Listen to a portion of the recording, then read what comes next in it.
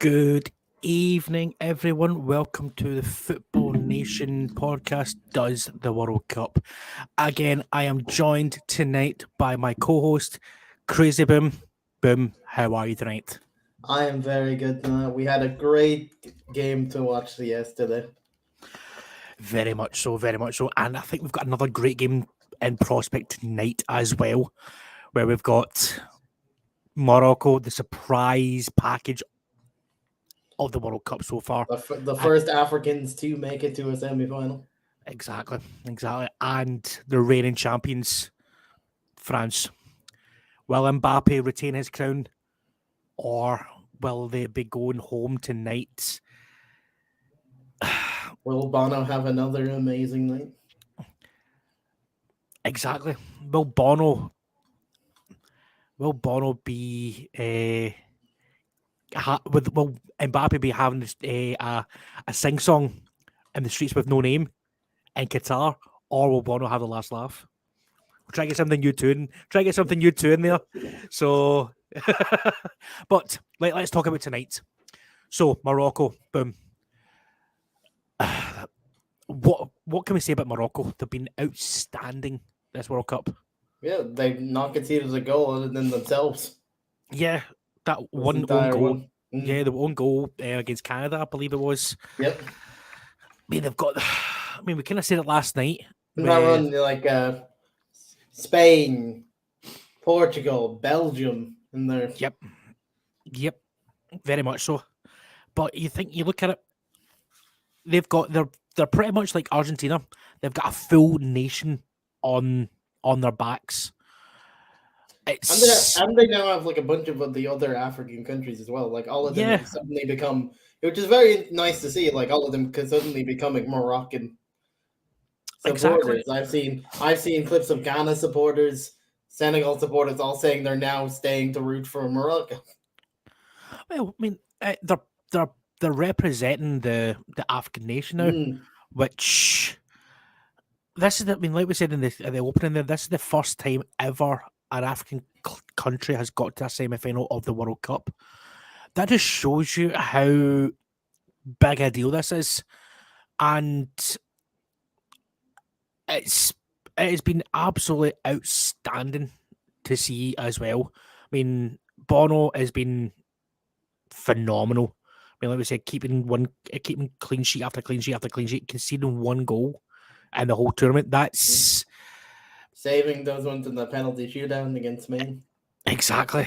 I mean, they're not blessed with world class players. I mean, they've got a few like Hakimi, Ziyech, El Nesri, Amrabat, who's been linked with a few Premier League clubs after this that performance in the World Cup.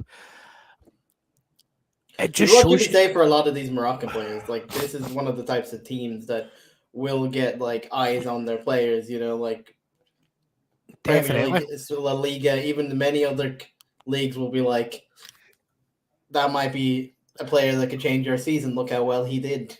Exactly. I mean, we kind of touched on it a bit last night. It's a massive short window for these kind of players that maybe are not at a so-called big club like Amrabat. I mean, he's been linked with Liverpool in the last couple of days. Been linked with a few Premier League clubs. It just shows you what one World Cup can do for a player's career. And yeah, I mean, just if you like with have, El Nesri, he's had a bad season for Sevilla yeah, going I into mean, this. Suddenly he's well, turned his. He's turned his game around something terrible. So it'll be interesting for his confidence going back to Sevilla, having the poor form that he had in that setup. Yeah, Sevilla must be thinking, right, we've actually got a player that we actually signed here. This is what we were looking for. Right, we'll quickly run down the teams for tonight's game, where we have, let's say, we've got France versus Morocco. So we'll start with the World Cup holders first. In goal, we have got Hugo Lloris, Jules Koundé, Rafa Varane, Ibrahim Konate, Theo Hernandez, Adem Touchemi, Yusuf Fofana, Ousmane Dembele, Antoine Griezmann, Kylian Mbappe, and Olivier Giroud. Any surprises about that French team? I mean, obviously there's one kind of big standout surprise that we can go by that team there, and it's Adrien Rabiot. Yep, is injured for he wasn't one of the players rumored injured.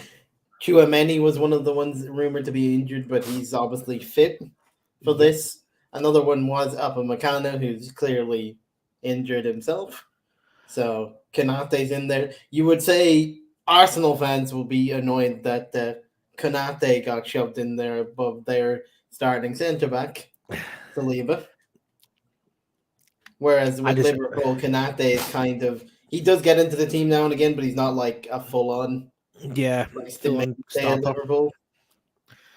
Then we'll start now with the Moroccan team. We've got Bono, Hakimi, El Yamik, Agerd, Ruben Saiz, Mazarawi, Sofiane Bafal, Sofiane Amrabat, Unahi, Hakim Ziyech, and Yusuf El Nesri.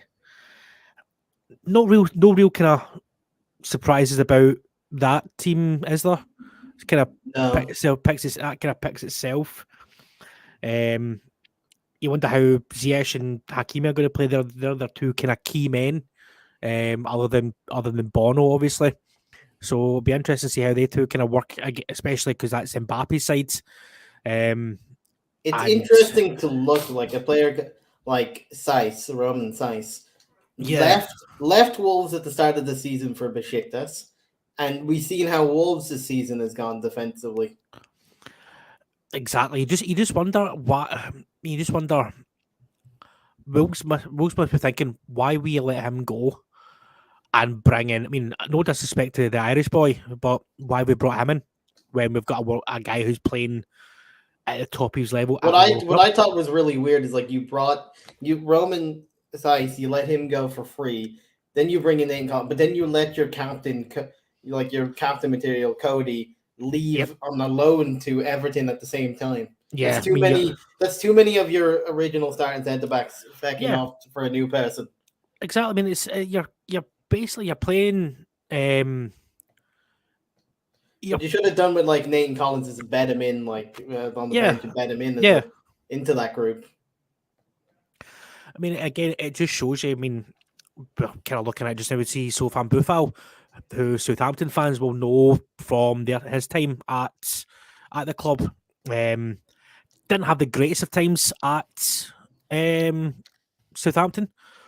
I can remember he scored an absolute wonder goal where he ran from the whole length of the park and blasted at the top corner. But apart from that, he was always either injured or not in amongst the squad, maybe attitude problems.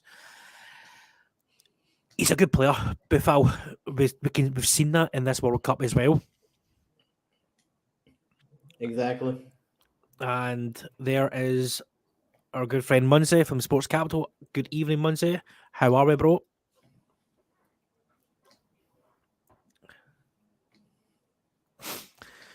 So the teams are just coming out. We have got France being led out by Hugo Lloris.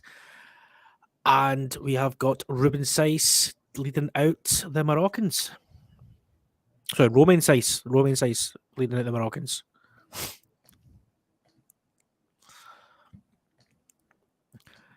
You just wonder how nervous these Moroccan players must be thinking. Yeah, going up against the on the branded stage against the world champs. Exactly. For our place in a final. Against everyone's now favourites to win it now, the Argentinians. Exactly. You also got to give credit to France because this is very much a France that lost their main midfield and had like several injuries coming into this. Yeah, I mean, none other than the Ballon d'Or winner, Karim Benzema. But the thing is with Benzema, this is a kind of start that I liked to start the tournament. This is the first time ever there's been no Ballon d'Or recipient playing in the World Cup. That just shows you. We've got the French national anthem getting played, Les Marseillaise, which is dedicated to all those English fans out there. Olivier Giroud and his Oh, beautiful face. he's a handsome man. Big Giroud. What? So being a kind of Spanish kind of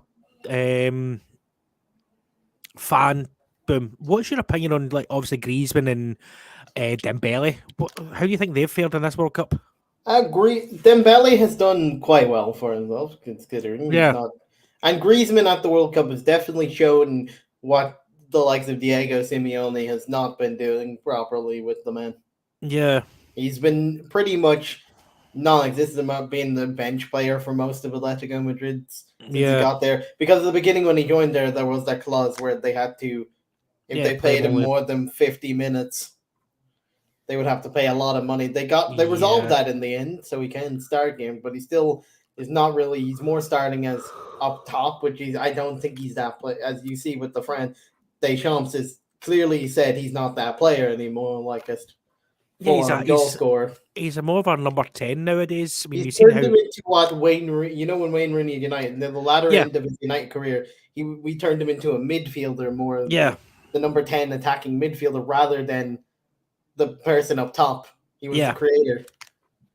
I mean, that's a kind of good analogy. I mean, I think it's with like I said, Griezmann. We know he's got the talent to create goals left, right, and centre. He's got a wand of a left foot, and he does pop up with a couple of key goals every now and again, but he hasn't shown it. I mean, obviously we know his troubles at Barcelona, and he's kind of troubles just now with Atletico Madrid, but it is. It's a kind of coming of it's maybe a coming of age for Griezmann. Like, right, this is his position now. I'm a number 10. As I said, it might be the you might have to do the transition that Rooney had to make during when Jose came in, like Yeah, turned to a number 10. Like you're not that. You're still a place in my team because you're a valuable player. yeah. This is your position now. So we'll just run through the teams again. We've got Hugo Lloris in goal. We've got Theo Hernandez, Ibrahim Konate, Rafa Varane, and Jules Koundé. Midfield, we have got Fofana, Tuchemi, Mbappe, Griezmann, and Dembele in behind the man of the moment just now, Olivier Giroud, France's all-time top goal scorer. Got a few players that maybe could come off the bench for France. Kingsley Coman, Marcus Thuram as well. We've not really seen much of like Guendouzi. I mean, Arsenal fans will remember Guendouzi for his time there We've as not seen well. William Saliba either. William Saliba, our Benjamin Pavard as well. Not really seen much of him at this World Cup so far. Which is surprised about because he's a right back and they're playing Koundé at right back, which is a bit baffling to an extent. Because Koundé mainly plays as a centre back for Centre back, the yeah. back. I mean, he can fill in at right back. He's done it before, but So we've got a multinational team. We've got a Canadian leading the VAR. We've got an American. We've got a Brazilian, and I've seen a Venezuelan. I think it was of it's some also sort. interesting how they're using Camavinga as a player. He's been mainly on the bench for like most games, even when like you see now Rabiot's injured. The preferred one is Fofana. Yeah, I mean I'll be the first to admit this is the first time I've actually seen Fofana play at this World Cup. We'll go through quickly go through the Moroccan team. So we've got Bono, El Masri, Saiss, Dari, Elkimi, Hakimi, and Ziyech. Who else we got? We have got Unahi, Amrabat, Boufal, and El Nesri as well. That is the team for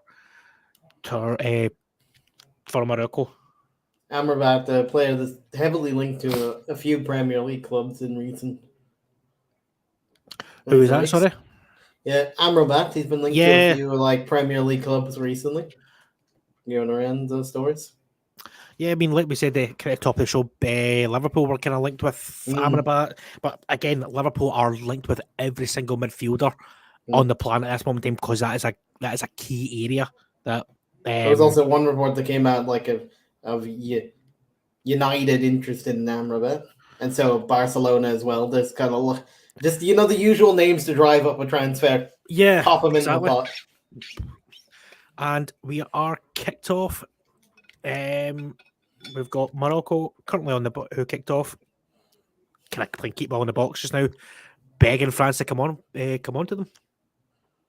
Yeah, I would think their approach would be similar to their approach against Portugal, Morocco. Defend high and break on the counter attack. Mm. The thing is, with the pace that France have got at their disposal, playing that kind of high line might come back to bite them. It might come back to bite them, but you're not going to really be able to play France like full on. Yeah, As a team like Morocco. So with their attackers, because their attackers will punish you if you just go hell for leather against France. Yep, definitely. So Amrabat running down the line. It's an interesting golden boot race between Mbappe and Messi. Yeah, I think Messi's winning it just now because of his assists. I think Messi's got on total 10. He's got 6 goals and four assists, I think it is.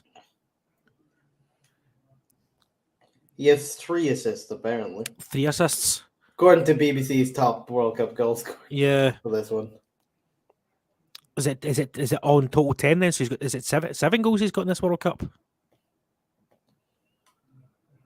I think it's like they have about 5. Oh, is it? Mm. I thought he was at 10. No, Messi's last goal was like 5 for this one. Ah. I don't know where I've seen 10 from. I must have misread it somewhere. But I think...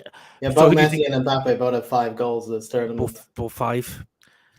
I mean, you expect Mbappe to possibly score against Morocco, but he was kept quiet against England. So you wonder if of course, with Hakimi being a good friend, colleague at PSG, you wonder if Hakimi might not play as expansive as he has done previously in this World Cup. Yeah, they might put Hakimi. They might tell Hakimi to be the one to mark his teammate Mbappe, since he would know his kind of style and like. Yeah.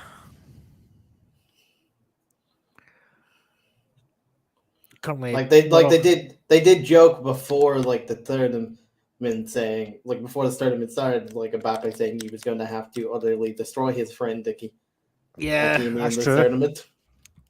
That is very true. And Hakimi says he's going to have to just smash Mbappe. Oh, and Hakimi's lost the ball.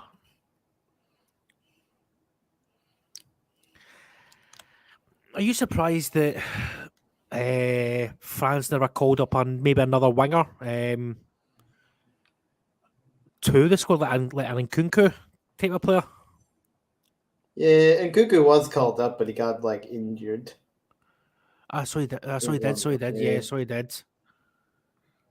But they decided to not go with anyone because the only one they really could have probably turned to is one of the unknown ones in the Bundesliga or even like Anthony Martial, but that was not like a. Yeah, I mean, especially with the Anthony Martial, he's not really been playing. He never, not really that much fit. His fitness has not been the greatest. Yeah, definitely. And we do have a goal. We do, and obviously because we are watching a live stream, it is going to be slightly delayed. So if you are watching it live, please try and not mention it in the comments. That'll be greatly appreciated. Because it kind of ruins the fun a little bit. And I did see, yes, we did get a goal flash, and I think this might be it here.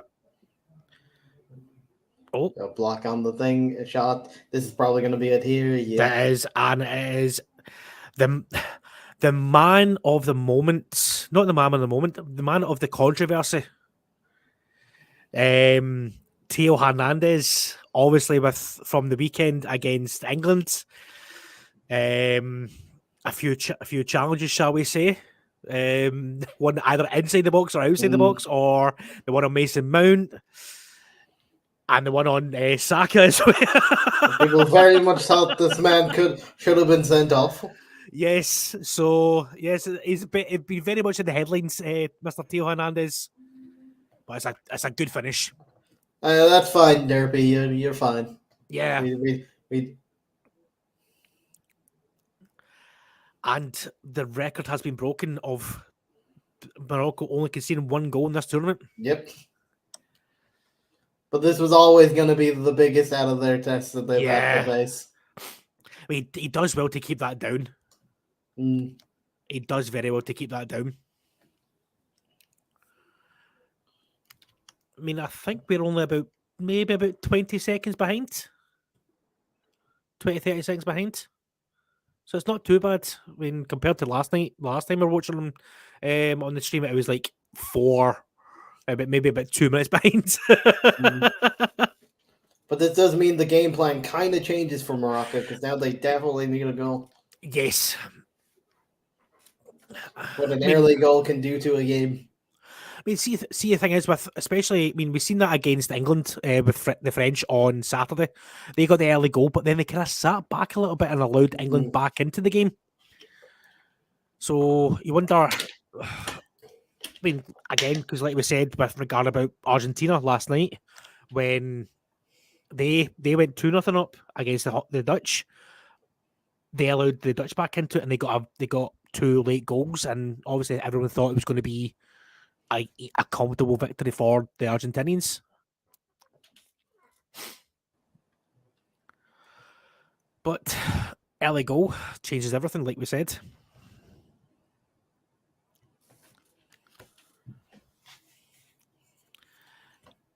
Again, you wonder if nerves are going to get to these Moroccans. Yeah, because as we said before, it was a great achievement for them to get to the semi-final. This is the farthest I've been, but they don't really have the experience of these kind of like semi-finals as France do, so they're gonna have to find something, dig deep for it, you know. Yeah, there needs to be a guy who's going to step up, and I think Achraf Hakimi's on the ball here. He's been kind of bullied off the ball. Back to Ziyech. No free kick. They need to dig deep and find something now, because yeah, France will know this position. They've been here before. Exactly, and you look. I mean, you look at this French team. They've got. I think majority of the team played in the Russian World Cup. Maybe not, apart from Koundé and obviously Fofana. Majority of this team is still the same from the. Yeah, it's like the two in the midfield is like really the only ones that like really experienced. Yeah. But Touchemi's the future of French. Yeah, that's what they have the future there. They're not as experienced as the rest of them yet, but like most of the squad's experienced, like Giroud and Mbappe and Griezmann were the 3 that were like France's mainstay in the last Varane as well. World Cup. And Varane's just been a stable at the back for like a while for France. And obviously the goalkeeper himself, Hugo Lloris. Right. I remember Varane pretty much had, like, coming up to this, Varane had the perfect form for United. Like, he was like the main like leader at the back for United's. Yeah, and then he got that injury against Chelsea, which everyone thought he was going to be kept out. Yeah, but thankfully for him, like it wasn't that much of an injury that he was going to be healed in like a week time. That he was fine for the World Cup itself. I mean, what a job that man's done. The Moroccan coach got sacked from the Middle Eastern team, not doing very well, and very good save. That's a good save. I agreed there. Want to save? Yeah, very good save. As I was saying, you wonder. I mean, you wonder if some of the maybe European teams might be looking at the Moroccan coach to maybe take something forward What's your opinion on him? Yeah, there is certain clubs that may look at some of these coaches that they might be tempted to leave their national team after this. Yeah. There's a lot of big coaches now back in play because like of failings of also that people have failed to qualify for things, so Mm. those coaches have to resign. Yeah, like a certain Belgium team, Brazil now. Obviously, The Spanish man Enrique, he was a yeah, Enrique. Well, he's already been replaced with the under-21s manager. But then you've got questionable, but it is interesting. well, I can see. Apparently, apparently, it's kind of like it's what we did with Ireland. Our current Irish manager, Stephen Kenny, was an under-21s Ireland manager for Yeah, a few years. I mean, as well, you look at the rumor now about Portugal, with Mourinho potentially being interested. I And reckon Mourinho's style of football is well suited for international managers. yeah, so right, that's a very very good point there, Derby. We have discussed this previously. A coaching for and our resident American Gourmet, who has said this. Berhalter is not the greatest coach for France, for the USA. So who would you want? Wouldn't be the greatest coach for France either, but Yeah, definitely not. Yeah, definitely not. So, Derby, if you were to pick a coach for the USA, or sorry, better head coach for the USA, who would you want as your potential to go forward, especially for your biggest time since in hosting the World Cup? Because a few I can think of off the top of my head. We've kind of one that talked me and Gormy about the Philadelphia Union manager, Jesse Marsh from obviously Leeds United. But and we had this discussion also. Where do you sit on the whole like? Does your national manager need to be from the USA? Yeah, That's a big rage debate now. Does your yeah, international manager have to be from your country? me personally, I said this last night. You need to be from that country, and that's just my opinion. That is, everyone is entitled to their opinion, but I believe if you are French, Scottish, Irish, Mexican, Puerto Rican, whatever, you should be that coach of that national team if you're capable of doing it. So, boom, I wouldn't expect you to go and manage Wales for talking sake. You know what I mean? Yeah. I wouldn't go and manage England, or you wouldn't go and manage You wouldn't go manage Northern Ireland.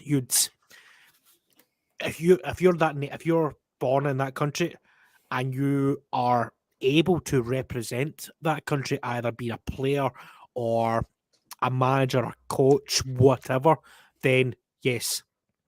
But Yeah. But like I respect that if it was with the whole history of Irish coaches and one of our most famous ones being an Englishman, yes, I'm more open to both sides of the but argument because we have both seen in the past, other than obviously Jackie Charlton, that Scotland and Ireland both had foreign managers, and you had Trapattoni, we had Bertie Votes, and it didn't go so well, did it? No, because it comes to the thing where they can be, in my opinion, they can be from a different country, but they need to be able to speak fluent like Yeah, your. yeah. The language. Yeah, you need to speak English or It's not the same going through a translator for the message. nah. I mean, well, Bertie Votes. I mean, he could speak good English because he had played in But like mainland Europe. Trapattoni was only speaking Italian the Yeah, entire time speaking to the Irish. I mean, I think again, England, they had Capello and Sven-Goran Eriksson, so they have went that foreign route before. I don't know who's out there. I would say just someone that has the experience at international level and can be an upgrade at mentality with the talent USA have. I kind of agree with that, to be fair. Yeah, you want someone that can actually get the best out of like Giovanni Reina, who has had a falling out with your current manager, based on going there and being told, "Yeah, you're not playing as much." And that was apparently before a friendly warming up for the World Cup, so it's not exactly the ideal start to tell your player that he's not. I mean, you look at that core of Americans playing just now in the World Cup. You had Tyler Adams, you've got Christian Pulisic, you've got Gio Reyna, you've got Brennan Harrison as well. You've got the young boy at Chelsea, this Gabriel Salina. You've got what's his face? Plays for Celtic. You've got Carter Vickers. You've got Timo Weah. You've got a lot of players. You've got a lot of big players there for the USA.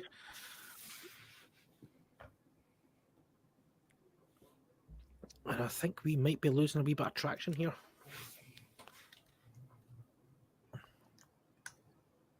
You got a lot of like great like players in the USA, but like you need someone that can get it together. Like I said, Giovanni Reina is a good talent, but was underutilized. Yep. And players like Carter Vickers, who never got really. He got one game. That is it. And he kept a clean sheet against Iran. At 24 years of age, Carlton Vickers, he's coming into his prime as a centre back. Exactly. I mean, Carter Vickers, I'm obviously biased because Carter Vickers is one of my players at Celtic. He's played in Europe, but Berhalter doesn't look like Berhalter likes the European players. He doesn't like players that have played at a high level. He wants to give the MLS players their chance. Like Zimmerman, was not the greatest as a 29-year-old centre back that we saw. Yeah. And fair enough, like Tim really plays for Fulham. Fulham are doing well, but he's 35 at the moment. He's coming out of the team at this point. Yeah. Then you got players like DeAndre Yedlin as well. I mean, who's he playing for? He's back in the USA, isn't it, DeAndre Yedlin? Is it? I think he's Inter Miami. Possibly. But I mean, the thing is with America. I mean, America's he's Inter Miami. You were correct. Yeah. See, I know my American sports. I know American. The way I look at the. Honestly, I think 2026 is USA year if they find international level coach that has experience and know what he's doing. What do you mean by that? Do you think America could win the? Do you think America could win the World Cup? Well, do you think they could go very far into the cup because you're a host? Because you got to say there is like as host of a country, you do have that like added boost. Like most of your fans will be there, and I think that helps a lot in terms of World Cups. Can I change your mind about something? What kind of World Cup we're watching here? Qatar were the worst, are statistically the worst nation ever to host a World Cup. Yeah, but they didn't have the team for it either. They just got a bunch of lads together for kickabout Sunday League. You know, that was like me, you, the rest of the team. Yeah, get together. We'll say, let's go and beat the Netherlands tomorrow. Potentially could be Morocco is what I'm saying. Yeah, I mean Morocco are a massive inspiration to those so-called smaller countries in the World Cup. It's no disrespect. I mean no disrespect to like kind of Moroccan fans, but the way that Morocco have grasped everyone's attention with the style of football they've done, their togetherness, their never say die attitude as well. It just shows you what a manager or coach can do for the country.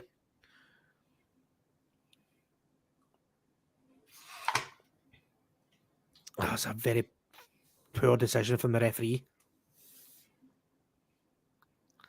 Oh, we've got an early Early change. substitution for Morocco. Oh, it's Roman Seiss. Seiss is leaving. Must have been an injury they've known about. Yeah, because he's definitely signaled to someone there.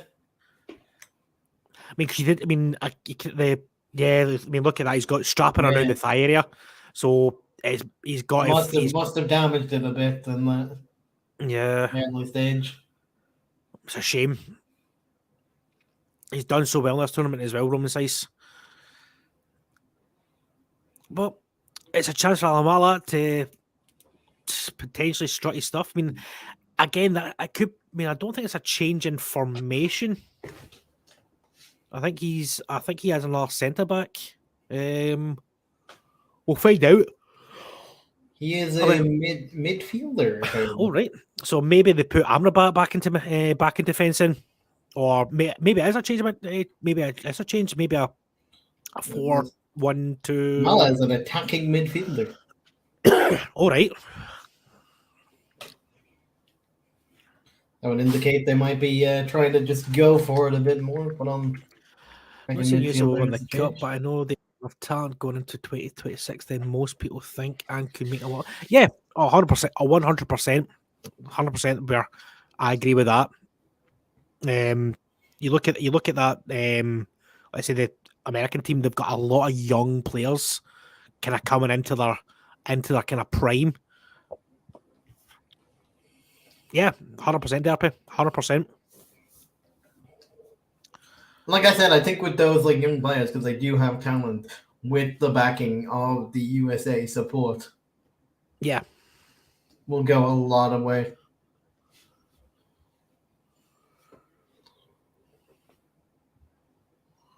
Oh, excuse me. I apologize. Chris got no sleep yesterday. Yes, I'm not as boisterous as it was last night. Oh,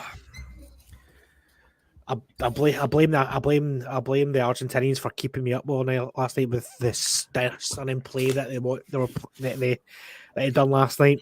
Oh, I blame Salford, but that's just me. I see. After I came off the stream, I went straight to my bed. I never played the Football Manager last night. Much. Of course. Well, that's what I mean. I'm a man of multi talents. I work during the day. I'm a presenter on here by night. I mean, I'm just so multi talented. I mean, the money I am making, especially from the podcast, exactly. All dealt with by your agent, my friend. Yes, my agent is raking in the millions as we speak.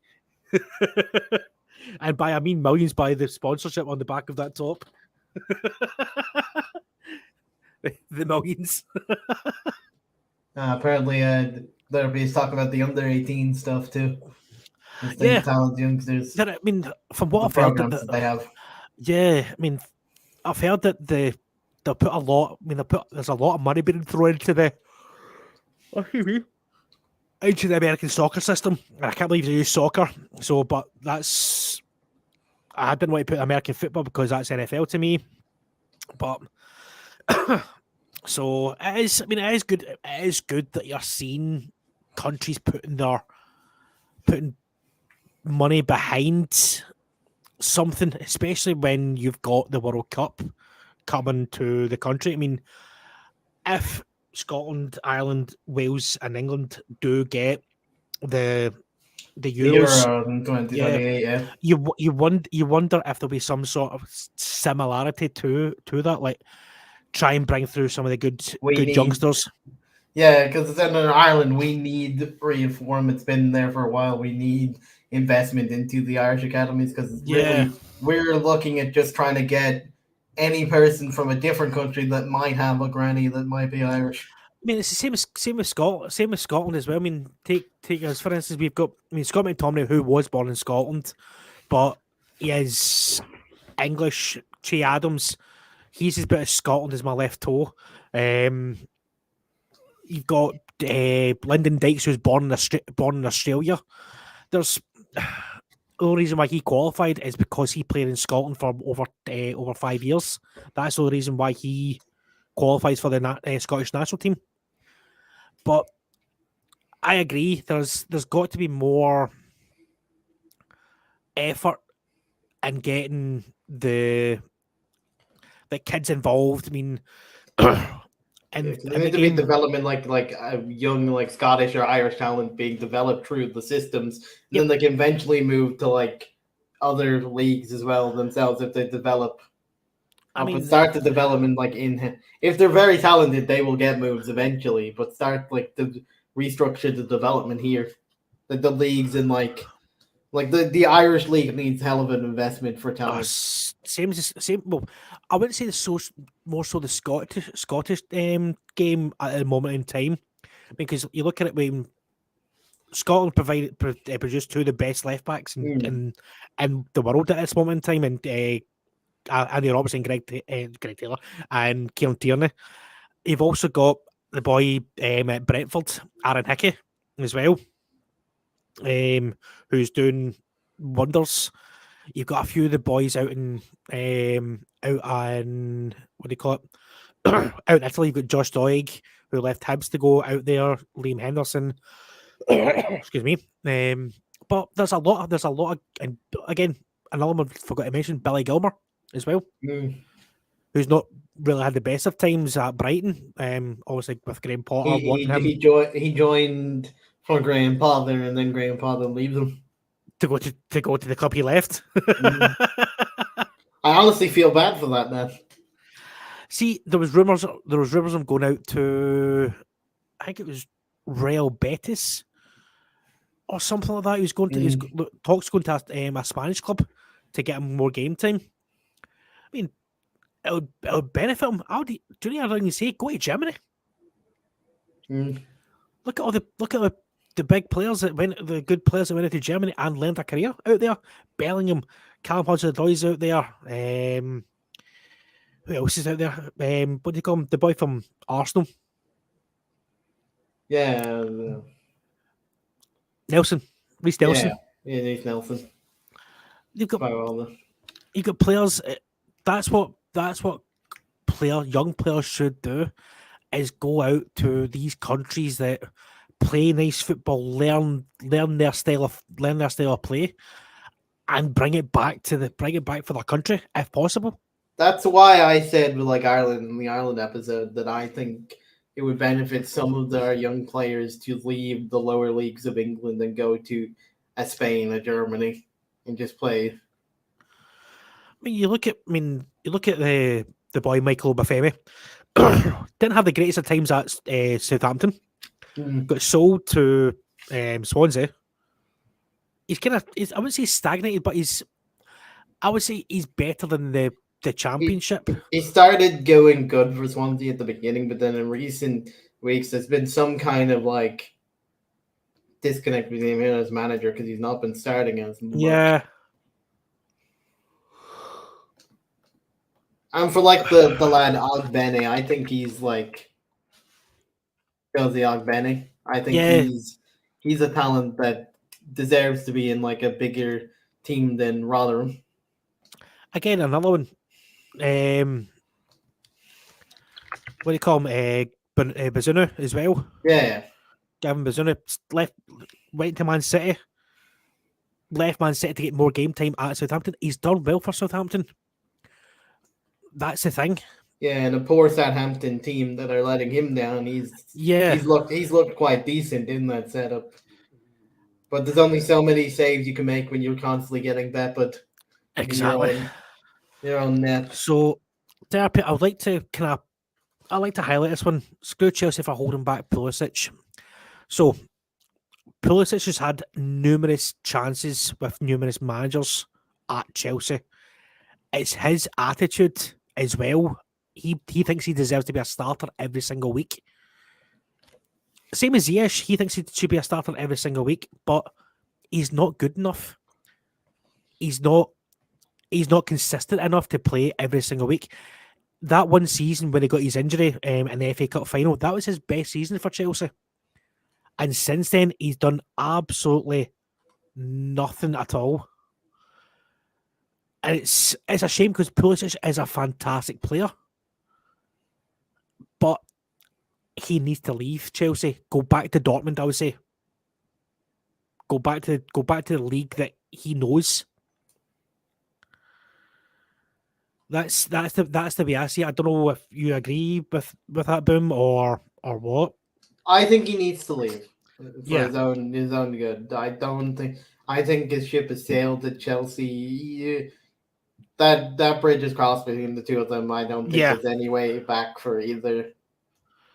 Yeah, unless Potter decides to have a change of heart and play him every single week, but I personally can't see it. I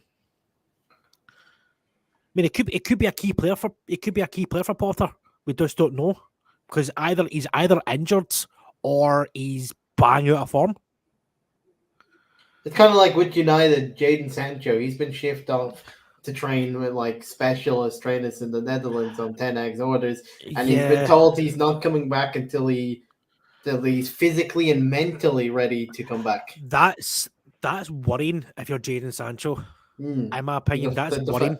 The fact that you're not mentally, the mental part is like what's... Yeah, that's the worrying part of things. I mean, he was promised this grand time at Manchester United, and it's just not, again, it's like Pulisic. It's just not worked for him at Manchester United, same as at Chelsea. I mean, there was a rumour we saw at the beginning of the season sort of flashes of the Jadon Sancho that we thought we were getting, and then that disappeared again. Yeah. And then we have this revelation that obviously there's something there at the moment mentally with him that he's not quite. I mean, do you think it could be like, obviously the signing of Anthony, it's kind of, and then the signing of Ronaldo as well, like kind of like, right, I'm getting, these players are kind of coming in and I'm not getting a fair chance at the yeah, I think he joined and then Ollie suddenly then signs Ronaldo directly the next week. Yeah. So you wonder if that's maybe kind of put him on a bit of a... And then Ollie kind of didn't play him at all in the beginning, to be fair. He was on the bench for like a lot of... Yeah. I mean, there was always that's a naughty challenge. Oh, that's a naughty challenge. I mean, it obviously looks worse than slow-mo.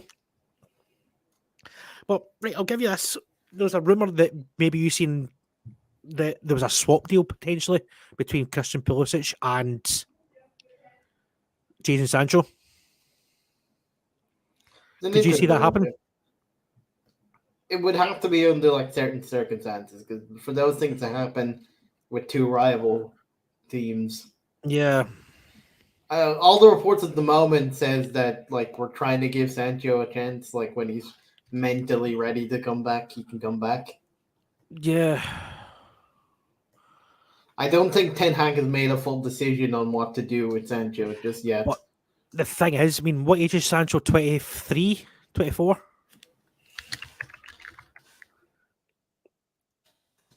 Because he's still young.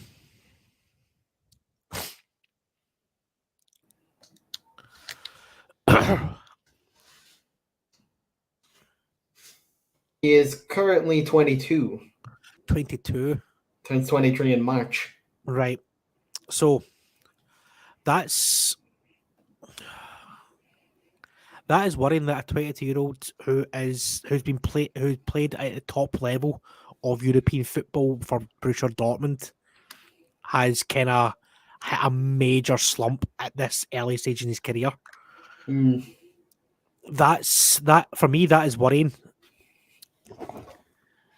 Is it maybe right, the fact that he has to be mentally ready to come back? It's like, yeah.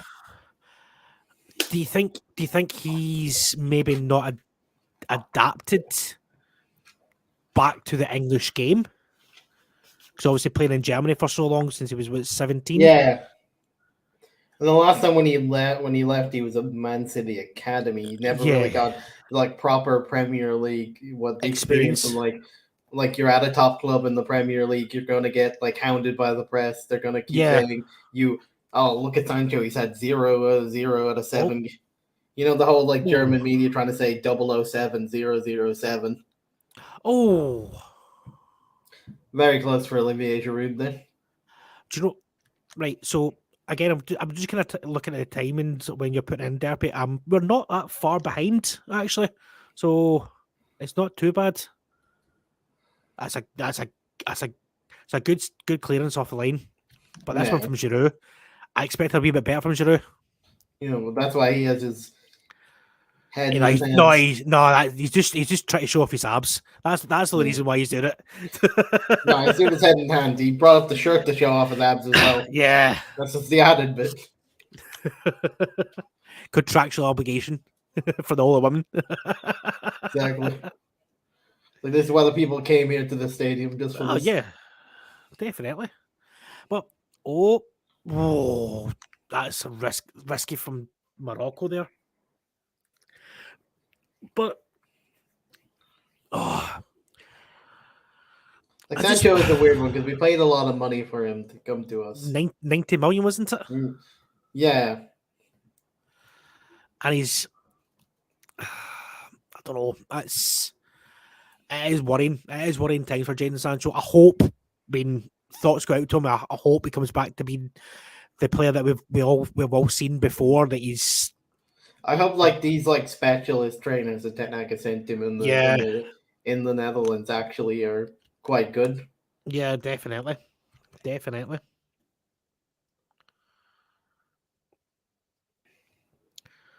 So currently 37 minutes gone here in Qatar. It is currently France 1, Morocco 0. An early goal by the French after 5 minutes from Theo Hernandez, The French have which tried to add more to it, but Moroccans are defending quite well. Sometimes risky, but it has worked out for them so far since that goal. yeah.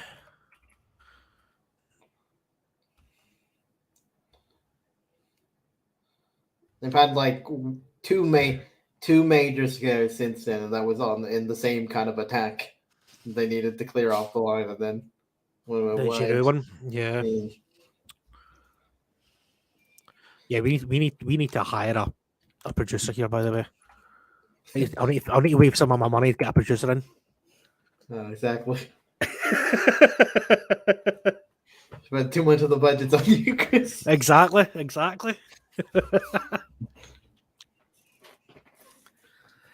But yes, go back to this game so far. But what have you? Has anything kind of surprised you or expected, or do you expect a wee bit more? I expect a wee bit more from the likes of you, the main people of France. They've not Yeah. really like your Mbappe's, your Griezmann's, and your Giroud's. They've not really. The first time we've seen anything with Giroud was that one shot that he. Yeah. And because he knows he hasn't been on the screen that much, he had to show his abs because he might not get another chance at this point. The way the game's going for him. It's a good challenge. That's a very good challenge.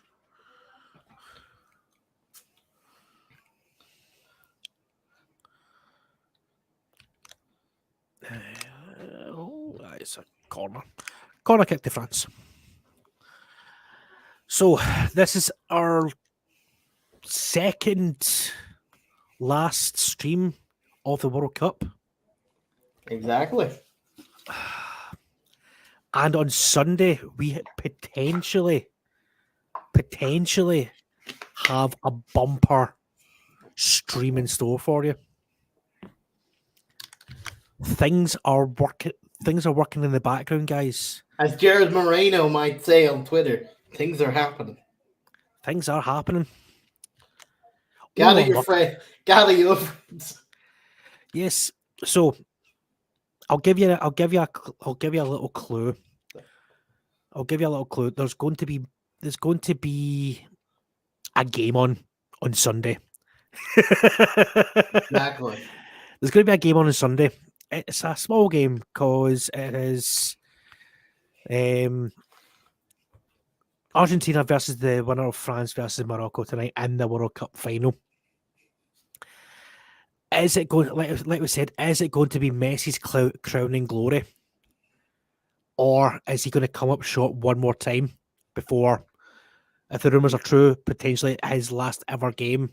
Yeah, because a lot of things saying that this is his last game for Argentina. Yep.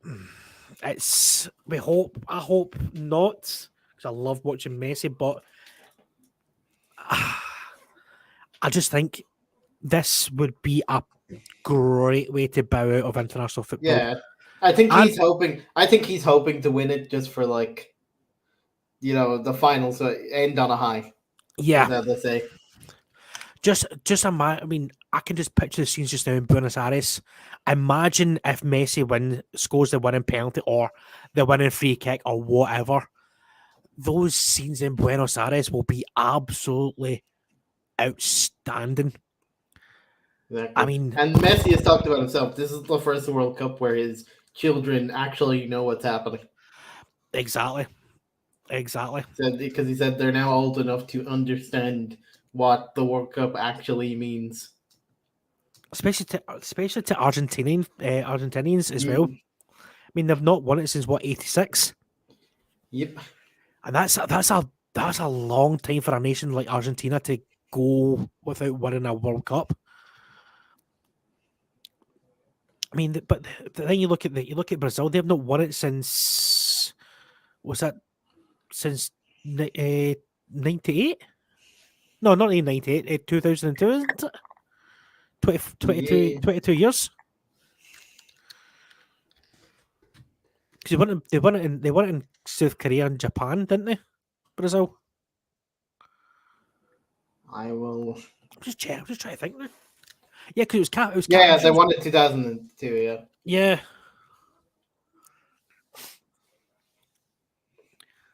But it will be interesting to see who Argentina Argentina play against on Sunday. So, if you follow all of us on Twitter, please try and send in your best 11 to us, and we'll try and do some on stream. So your best World Cup 11 of this campaign, and or your worst team, which I can think will be a lot of Belgians, a lot of Germans in there. Maybe a couple of Spanish. Maybe a couple of Spanish, exactly. I wouldn't say many England because they did have a good campaign. Yeah. Obviously, they didn't qualify for the semi-finals. But yeah, I think more so like kind of the Germans, the French, the Spanish, maybe even Portuguese as well.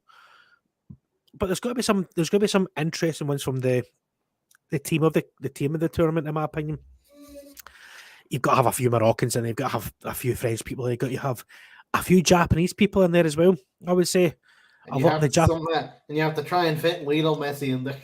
Exactly. I mean, Lionel Messi will be your first pick on the team sheet, I would say. And we would like you to pick your player of the tournament as well. So at the FN Pod on Twitter, and we'll go through some of them, and also follow us on Discord. And Jesus! Morocco hit the post with an overhead kick from the centre half. Jesus! Look at this for technique. That is outstanding. It had Lloris panicking there. Kind of strike. He was definitely. Yeah, does he get a save on that? I think he might. He does. He tips onto the post. That is a world-class save. He was worried about it. Spurs fans must be thinking, where the hell is that for us? But yes, so at the FM Pod, and we'll try and read out some of your best teams and worst teams and your player of the tournament That'd be great if you could. Gives us a wee bit of fun during the maybe half time or after the game as well. But like I said, there is going to be a few surprises on Sunday. It's going to be a different approach to the live streams. We need to do one of those. This Sunday, Sunday, Sunday. Sunday, Sunday, Sunday. Live on. That man gets around. That's that He fan does. that was like dancing. I was like, that man. I think he's Never. Scottish. I'm sure he's Scottish. You said that before, that you said Yeah. he was Scottish. I think he's Scottish. That man has gotten quite around on these kind of games. He must have a lot of money because he's been at nearly every single game. In one of the ends, he's definitely trying to get his 10 minutes of fame in each game. Like, I'm here.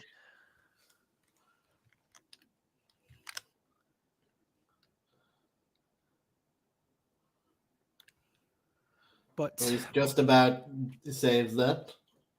So coming into a couple of minutes left of stop the first half. It's been a bit of I wouldn't say a drab first half. We've had a goal. We've had a few chances. We've just seen Morocco hit the post there. Morocco kind of come more into it at the end at the time. Yeah. Anyway. I mean, that's what I kind of said during kind of early on. France have let Morocco back into the game. You know what I mean? They've kind of let them back in. You can very much see if this continues for the second half, Morocco could very easily snatch an equalizer.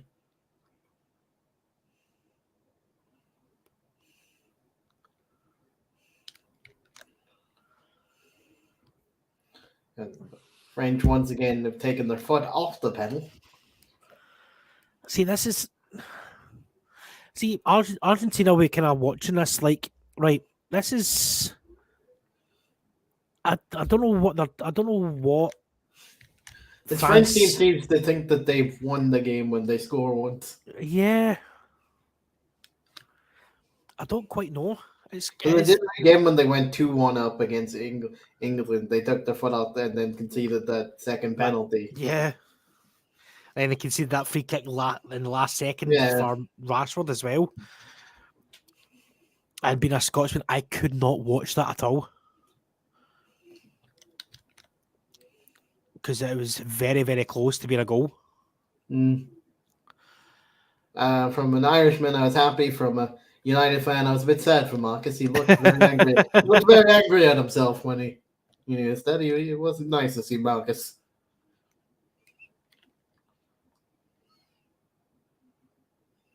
It's not a penalty for me. It's not a penalty for me. Road falling over. Yeah.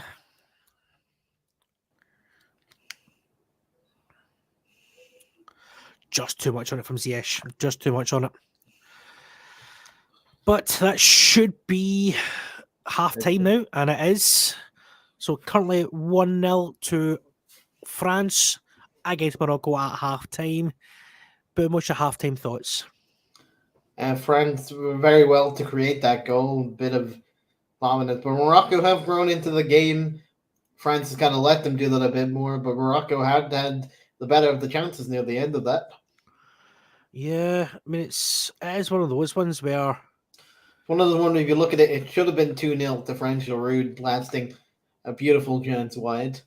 Would have been 2-0. But France, other than that, France have created nothing other than the goal that they scored and the one that they missed there. There's only two chances that really... I mean, I'm disappointed with this French team so far in this work in this game tonight. They've got no oomph, there's no let's go. Last night when Argentina got the first goal, they were going to go for the second goal. They went for the third goal, but I don't see this from this French team, and that could, if it is Argentina versus France on Sunday, as it is kind of looking at this moment in time, that the Argentinians must be thinking, right, we can get that out of this French team. They're not clicking so far, and we've kind of we're playing some of the best football we've ever done at a tournament level, other than the Copa Libertadores final against Brazil. But I don't know. I just don't know this French team. There's so much potential in it, but they've not really shown it in this first half.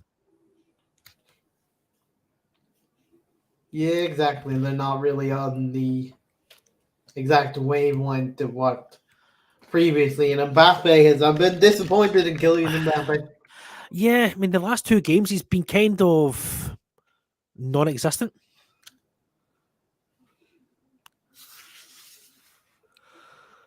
Oh, excuse me. A PSG teammate of Messi has been very much. He's not really been tested, has he?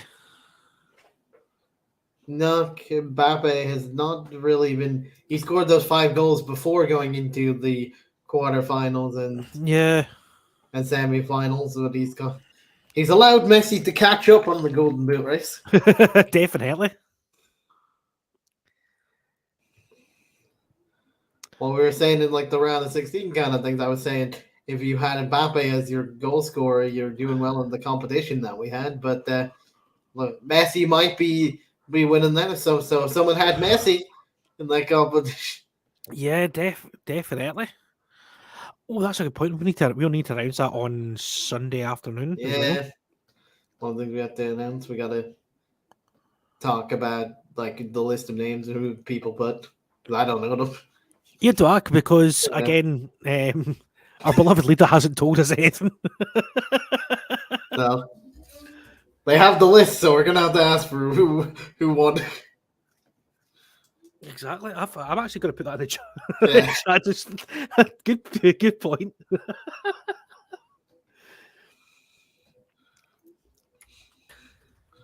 That's something that we need to announce at the final, the full time.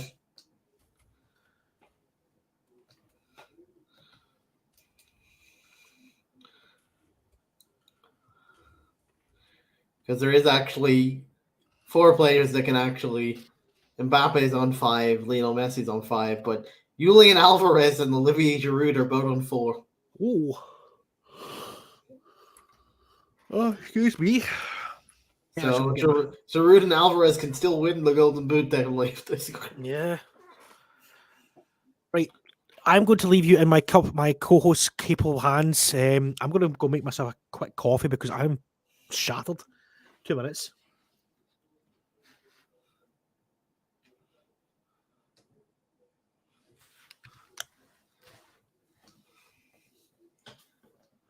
Yeah, so we're just at halftime. We're watching the goal back. The beautiful taken by Hernandez. Couldn't get it cleared enough. The defenders kind of swipe at it. Not too well.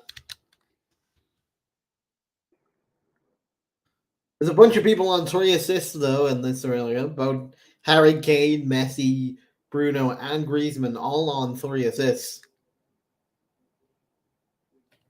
So that's quite fascinating to think about. And the best player rated is Hernandez at a 7.8. So there's not really been outstanding ratings at the moment.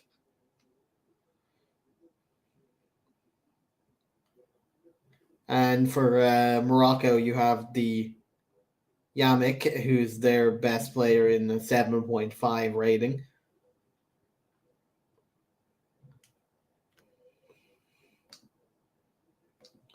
Although ball possession is very interesting. Morocco has had more ball possession, 56%, to France's 44% that first half. Now that's interesting.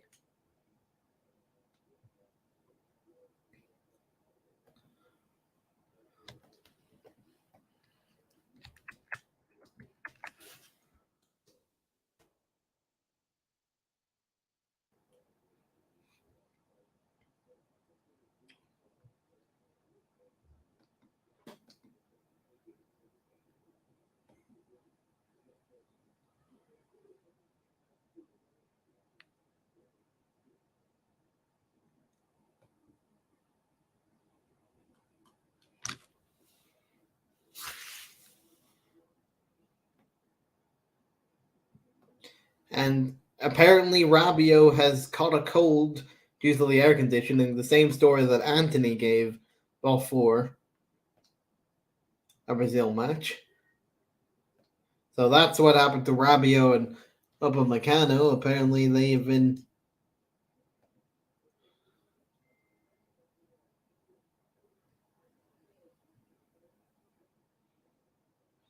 They caught the flu. Good evening. Good evening. Apparently, Rabiot is sick. Oh, is he sick? I looked it up. He's got the cold. Pretty much, they reckon it's the same situation of what Anthony had with the air conditioning in this. I was literally just going to say that it must be the air conditioning. Although one of the French staff are trying to blame England players for giving their two players the cold.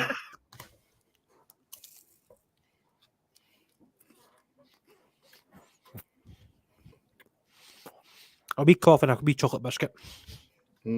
So apparently, French staff believe it came from Harry Kane and his lads. Ridiculous.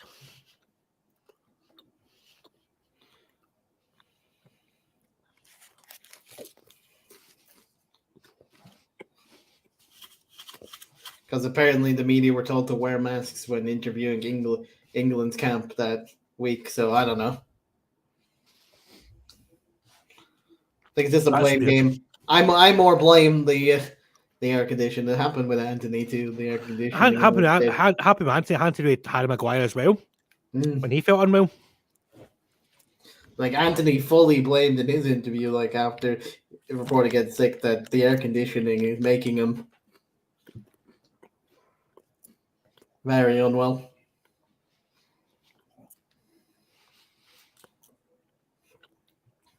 So we can see the England team departing Qatar. What's your opinion on Gareth Southgate? Do you think he stays or do you think he goes?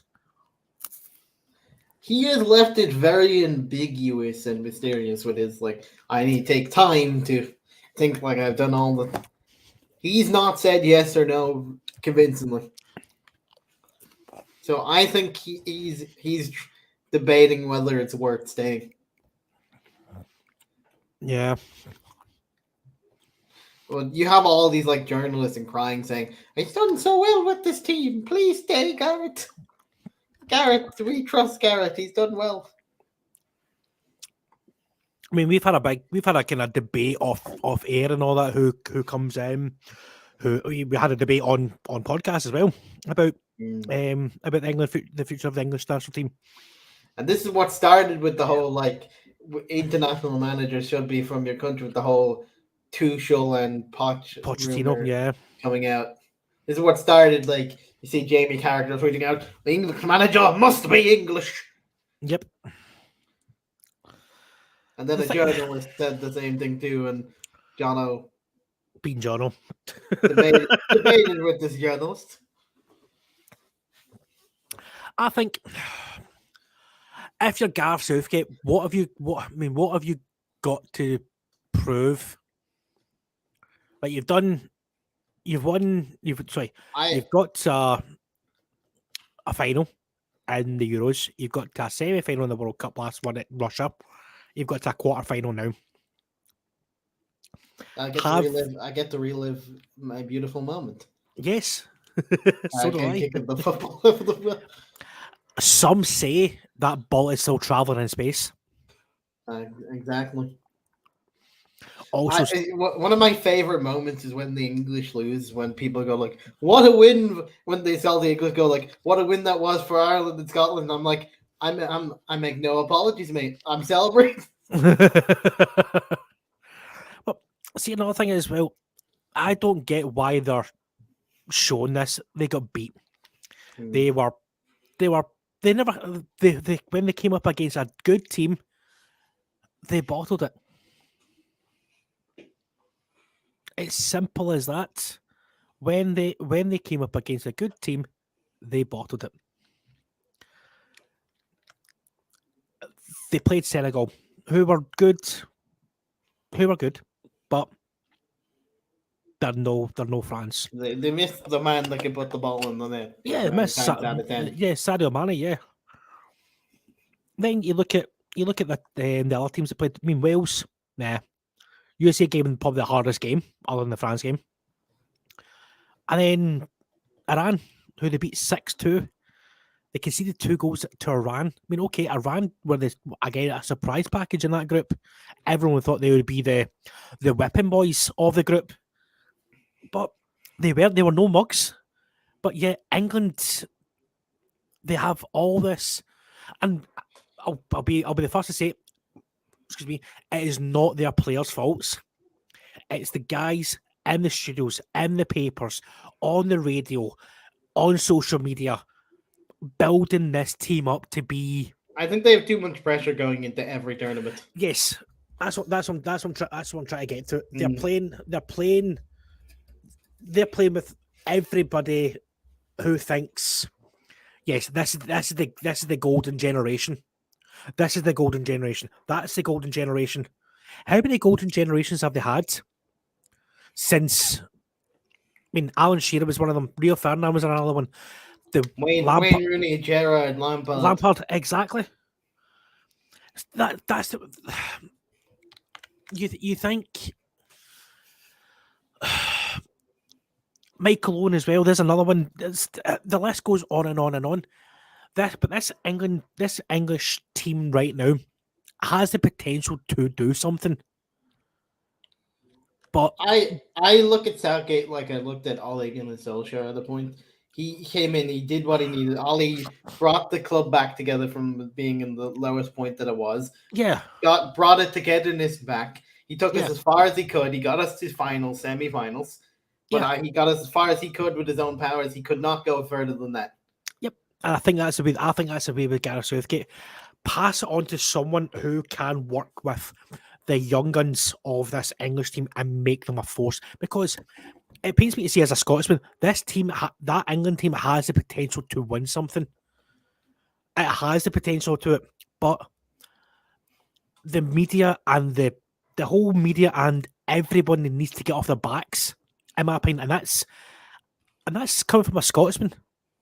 I'm being as unbiased as I humanly possibly can be again for this English team, because I like majority of the English players. I mean, there's players that I don't agree who should be there. I also think in certain moments there should be more of like a willingness to. I think there's a lack of willingness to take off Harry Kane. Yeah, they rely too much on Harry Kane. I mean, I was watching. I feel like in that game at the World War, though he scored a penalty, he was very much not in that game for the most compared to the rest of them, and he was in many different positions trying to get the ball. Exactly, and I go back to our podcast regarding about the future of the English national team. I said that at the start of that podcast regarding about Harry Kane. Harry Kane is not a striker you want to be. He's not even really that striker for Spurs anymore. He's very much like a creative. Yeah, a creative midfielder for that system. He's like a false nine. When Harry Kane scored numerous goals for Spurs and England. He's a fantastic player. We're not discrediting him that at all. But there's a time and a place for Harry Kane to be sometimes, and it is on the bench. Give someone else a chance. Give a Callum Wilson who's going to lead the line and run behind players. Okay, might not have the greatest of pace anymore, but still he gives you that added. Like when you got back into the game at 1-1, England, you were the better team. Switch it up. Take Harry Kane off. Put on a pace. Or not even bring Harry Kane off. Drop Harry Kane into that midfield position and bring maybe when you're holding midfielders. Bring like Jordan Henderson off. Bring Wilson, or bring even Rashford at that moment would have done. Exactly. With his pace, like running. Exactly. He's done it for United. We've seen him like a fast when the game goes end to end, fast pace. You want Rashford with his pace to get in there where he's the best in. I mean, the way I see this English national team, they're too reliant on Harry Kane. And for like set pieces at the end, you have one of your best set in Trippier. He's very good at set pieces for Newcastle. But on the again, bench. they've got another guy who's very good at set pieces who not even got a game in James Madison. Mm. I mean, what was the point of him actually going out to Qatar? Same as Conor Gallagher and who was the other one that never really got much of a game time? Obviously Ben White, because he decided to have a fight with Steve Holland apparently and got yeeted out of the camp. Oh, Mbappe! Oh, too high. Oh, comes out to Kunde there. But as I was on our rant there, we have started the second half of the semi-final, the one we're here to Also, Connor actually watch. Cody did not do too much. Did Cody actually get a game? I've not seen him actually play Cody. Man, I don't have a squad there, but at least, I mean, see the game against Wales. If we're not going to play the next game, just play them. Give some of the players a rest. But that's why Gareth Southgate is paid the multi-millions he's on from the English FA, and we're sitting behind a computer screen. I reckon me and you could do a good job, but we'd have a conflict of interest, but I'd say we do a good job. Thing is, I think with us, no, Connor Cody did not play a minute. Did he not? He was on the bench the entire way through. That's close. They brought Eric Dyer off the bench to replace the centre back before Connor Cody. Again, why is he going to a World Cup? He had done nothing at all for Spurs. Well, you got to feel for Eric. He might as well have just stayed with Lampard and Everton. Yeah, I mean, get some confidence back into a game at Everton. That's what they need. I mean, again, Conor Gallagher. Why is it? I mean, Chelsea. What good is your confidence going there? And you're just sitting on a bench and you're like, exactly. I could have done something there, boss. Exactly. I mean, he could have got a rest. He could have. I mean, same as James Madison as well. Again, he just came back from a knee injury. Don't take him if he's just come back from a knee injury. But again, that's the press. The press made. The press said like James Madison has to be called up. Yeah, they made Southgate pick James Madison.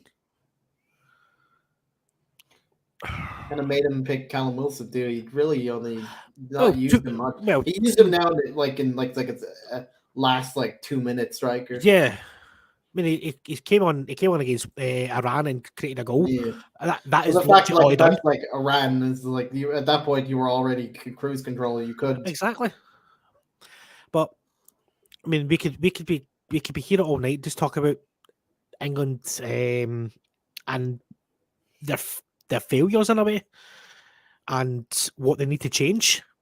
I think it's more of a mentality thing, but if you think on it, it's the media as well needs to change their mentality. That's my kind of last say on the English for this World Cup.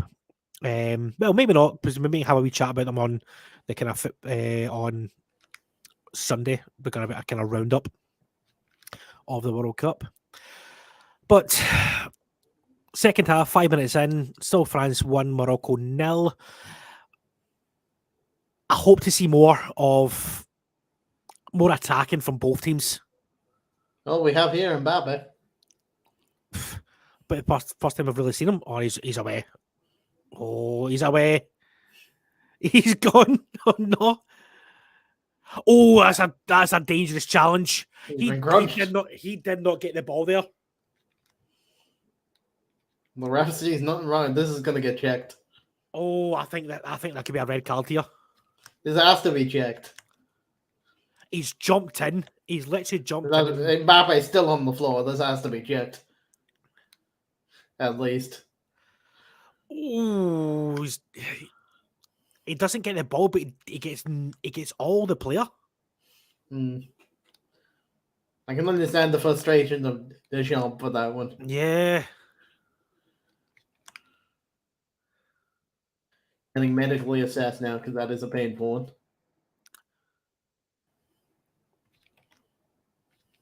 I've noticed that the Moroccans are putting a lot of tasty challenges in, and they're getting away with it.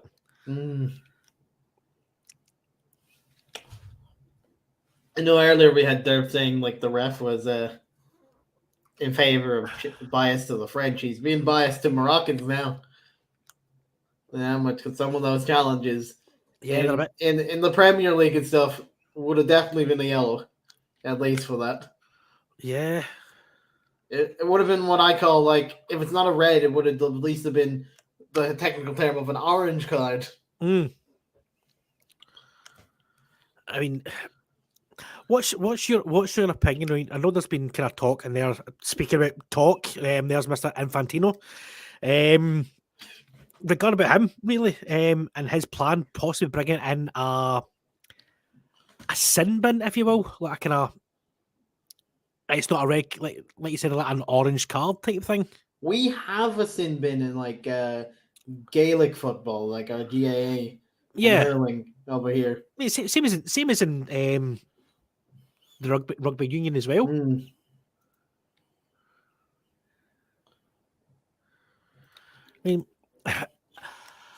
I mean, I don't think it would work for football, because if it's a red card, it's a red card. It's a yellow card, it's a yellow card. It's always been the same.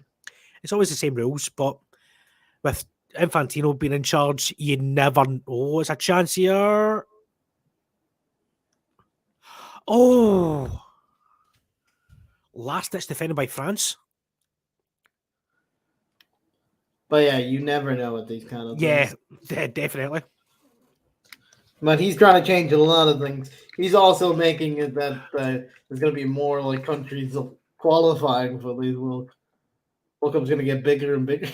Well, if it gives Scotland and Ireland a chance, I'm all for it. That's what I'm saying.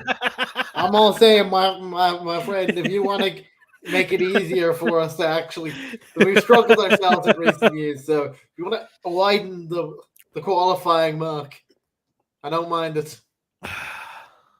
Because we do finish third in our group a lot, so if you want to widen the bracket, yeah.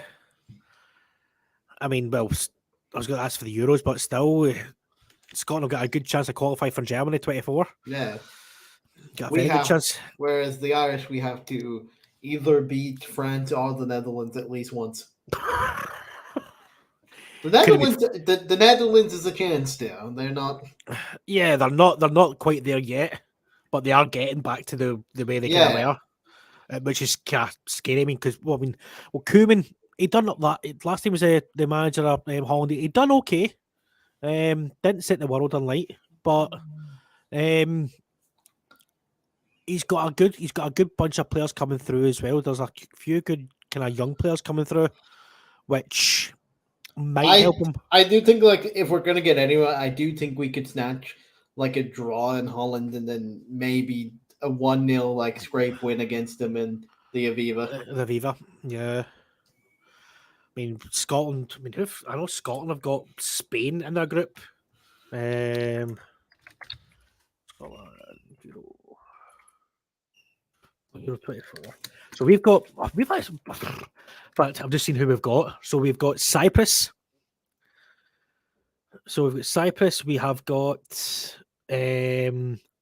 Holland. We've got Ellen Haaland, and we've got Spain.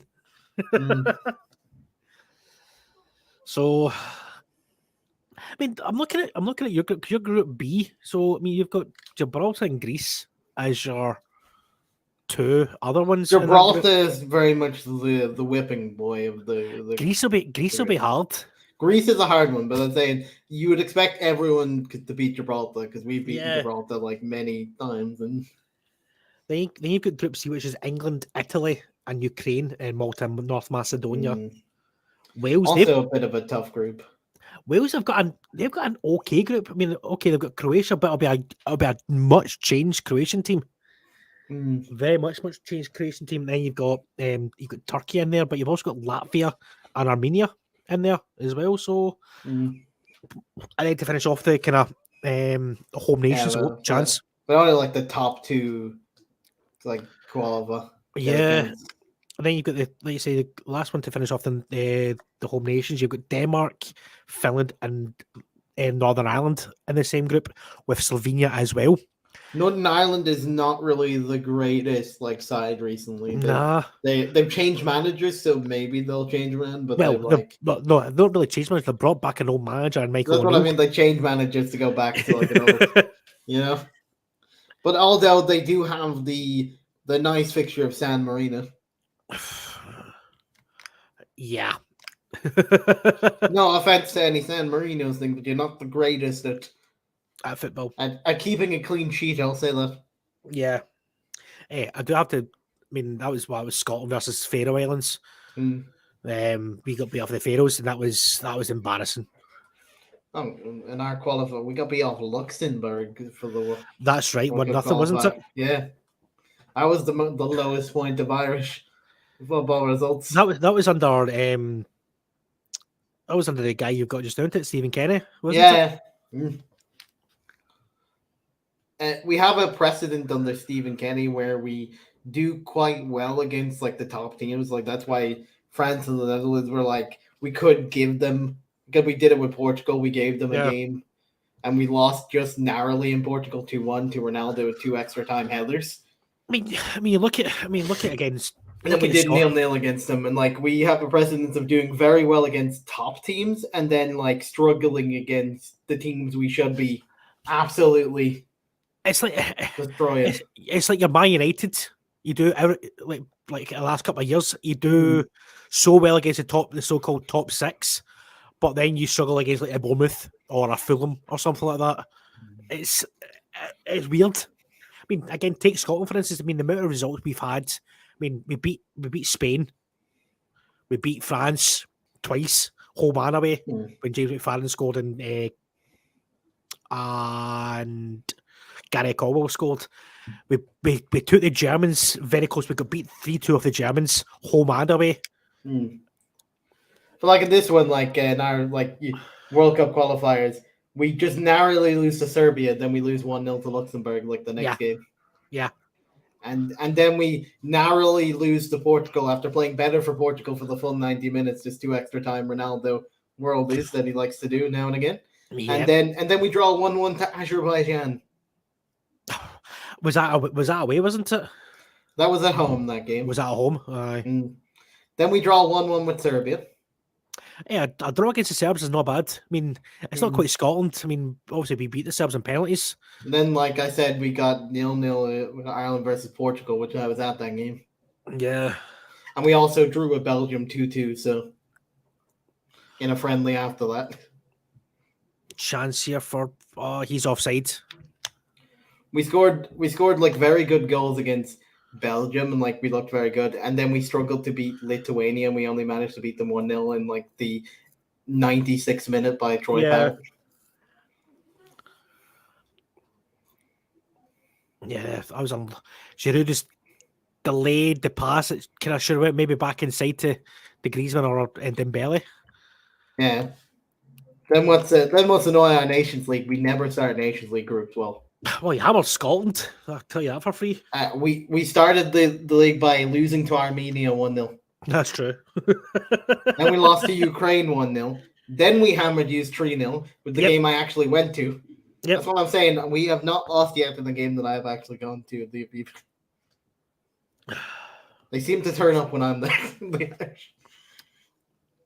But I thank them for it because I don't want to go home sad. Nice. Then we draw 1-1 with Ukraine, and then we lose 2-1 at the end. Which I was at, which was a great night. And then we actually beat Armenia 3-2. I mean, see, the thing is, we show up on the comp when we already have no chance of qualifying, which is the annoying thing because if we just did this in the beginning against these sides that we should have beat, we would have qualified for all of these things, or really the chance to qualify. Yep. I'm just trying. Yeah, we kick off our Euro qualifier against France at the Aviva. Oh, unlucky. I think Scotland's first game is away to Cyprus. No, home to Cyprus. So home to Cyprus. And then 3 days later, we're at home to Spain, and we finish off our campaign away to Spain. That's scary.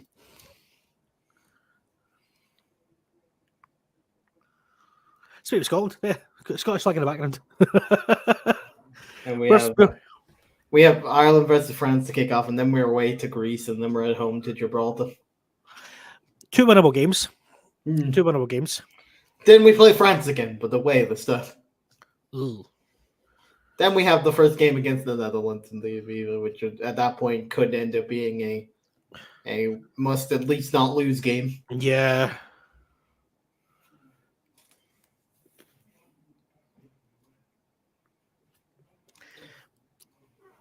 Do you know, right? I'm looking at this French team. Look where Griezmann is. He's at the edge of his own box. Mm. Look how deep France are sitting. That's not a French team that we know. That's poor. Exactly. They're winning I'll be one back nothing. I'll be back in a minute, but like France are just not trying at the moment. No problem.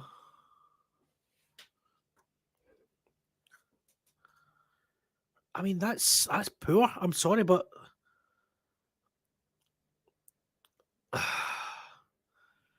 if you're a French fan, you'll be livid.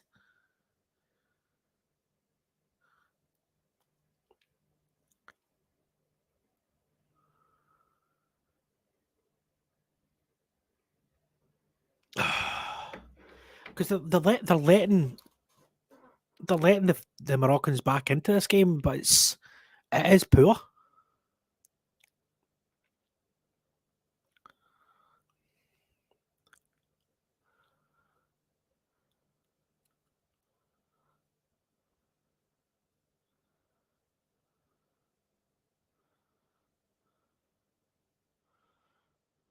Nice from Griezmann.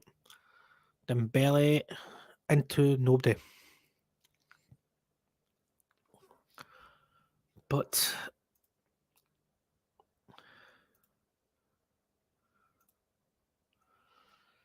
it's been poor from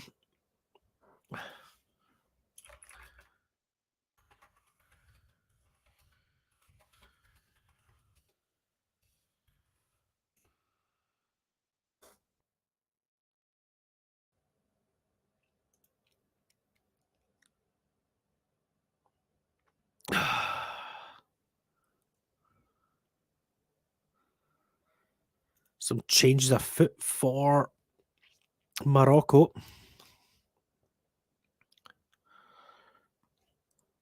Still no changes for the French.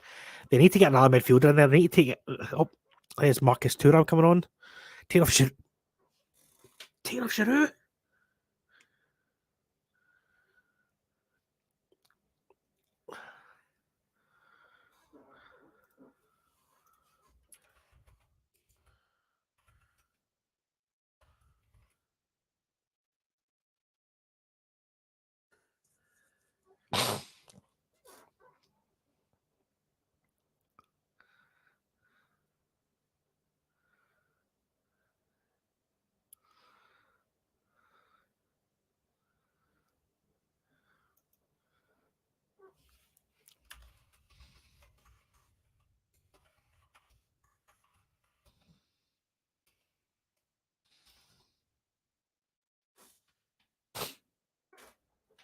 Change for Morocco. Is that El Nesri? I know El Nesri coming off.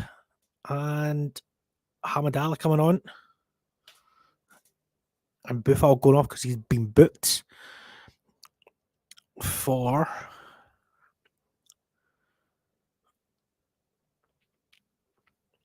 Abukal.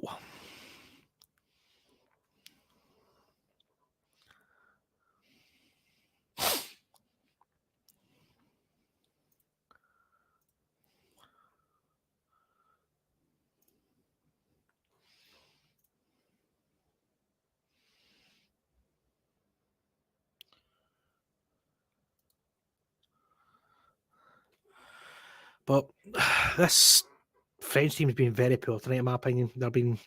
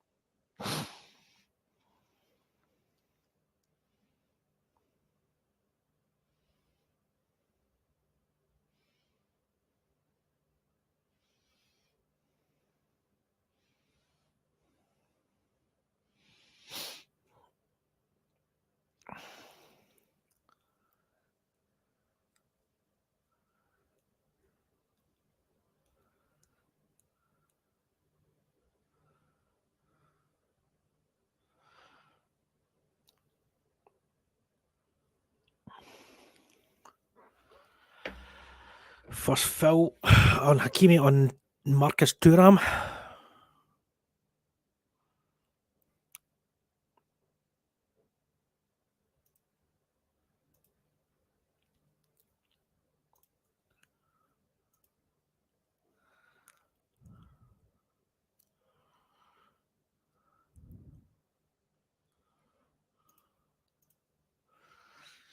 Griezmann over the ball. Whips it in. Oh, good header away. Koundé. Oh, nice dummy by Koundé. Mbappe. Oh, that's a handball.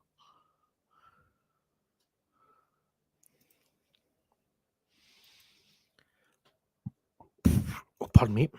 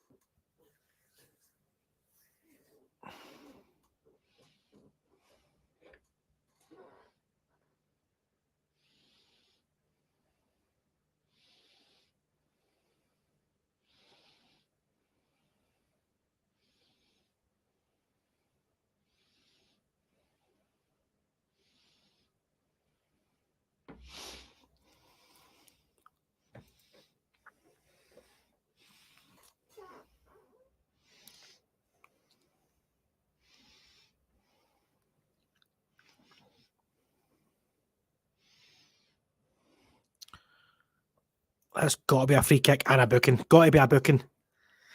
Come on, referee. You've got to get a card out here.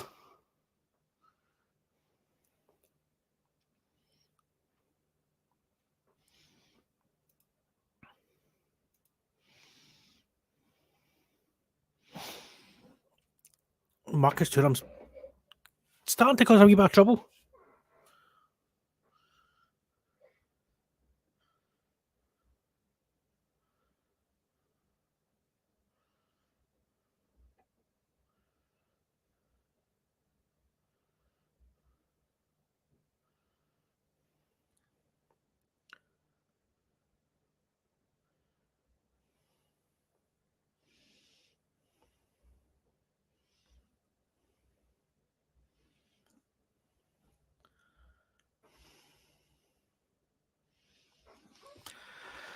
Chance here for Griezmann to whip another ball in.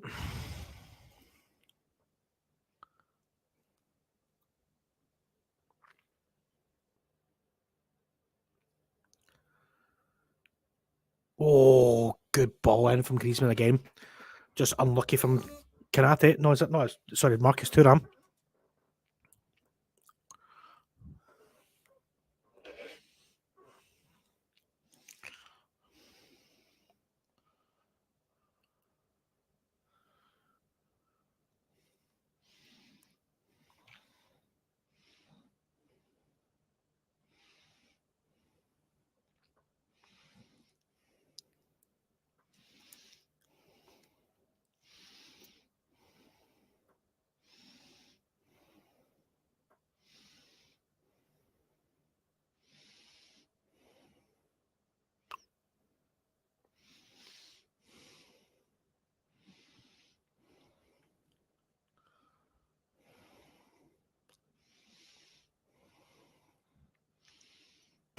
I am back. Welcome back. You not miss much. I know people are watching it downstairs. It's been poor. I'm sorry, but this game's been absolutely dreadful. My dad was saying that really thinks Morocco deserved the score at one point. Yeah, they do. I mean, France have just since their goal, they've just sat back and done nothing. But I don't know. That's what I was just kind of saying. The way France are playing, it's like they've won the game, but at a blink of an eye, Morocco can go to the park and score. They've got that in them. I mean, okay, they're just taking off El Nesri, but he never really done much in that second half. But whereas France have taken off Giroud for Turin. Yeah, I mean, again, Thuram's kind of came on and started doing a wee bit of changed up a little bit. But they've moved Mbappe into the striker position. Yeah. But I don't know. This French team. If it is going to be Argentina and France on Sunday, Argentina must be thinking, right, we can get this. We can go and they can go and win this. Chance here for Thuram to run at the right back. Oh, he's got to square that to Mbappe. Fofana.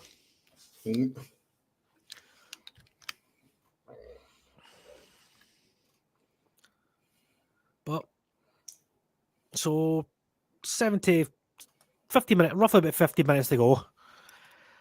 How do you see it going, Bim? I think at the same pace as we're getting it at the moment.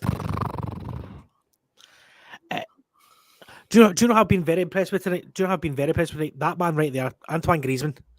He's been everywhere tonight, defending, going forwards.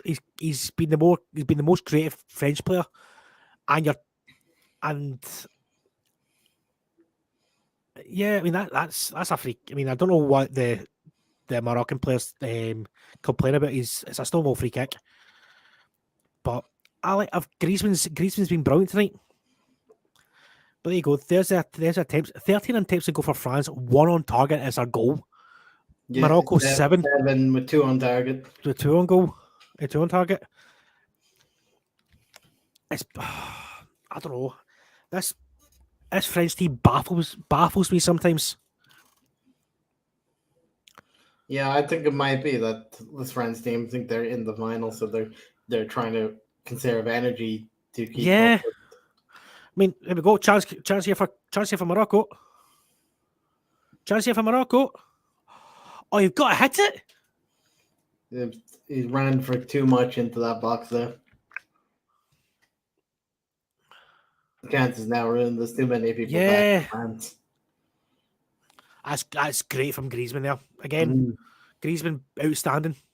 The left back really needed to take a shot when he got into the game it. Good ball to Thuram. He's got Theo Hernandez running up there on his inside, should I say? Fofana. Sorry, to Shemi. Morocco are making like the wrong decisions. Yeah. This is when the French game management kind of comes into play. Is they know how to get to a final, and when to take a shot, when not to take a shot. But Morocco, he hit a shot. You don't know where it goes. It could take a nasty deflection over Lloris, or you could scuff it and it goes into the back of the net. You don't know. As we said many times before, Chris, you miss 100% of the shots you don't take. Yep. I mean, hit it there. No, he just tries too much. But that's why we're not professional footballers. Professional bullshitters, mine, but not professional footballers. Listen, like I said, if Qatar can be professional footballers, we get a few of the lads to go. Yep. Go to a park. I reckon we give Ecuador more of a game than Qatar did for them in the opening. Well, he did see Linfield beat Qatar on a preseason friendly. I just says the level of Qatari football.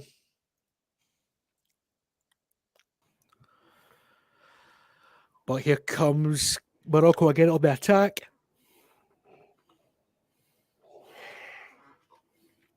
It's a goal kick. See, at that moment, they should have probably. That's the moment where you try and pass and cross rather than shoot. They're making the wrong. He shot when he passed when he shouldn't have. When he should have shot. Now he shot when he should have worked the ball into. No substitution. I think it's a guy who came on. Yeah, it was. Yep. They came on in for Roman Size in the first half. Obviously not happy with the substitute. And Dembele. Coleman. Got to be for Coleman.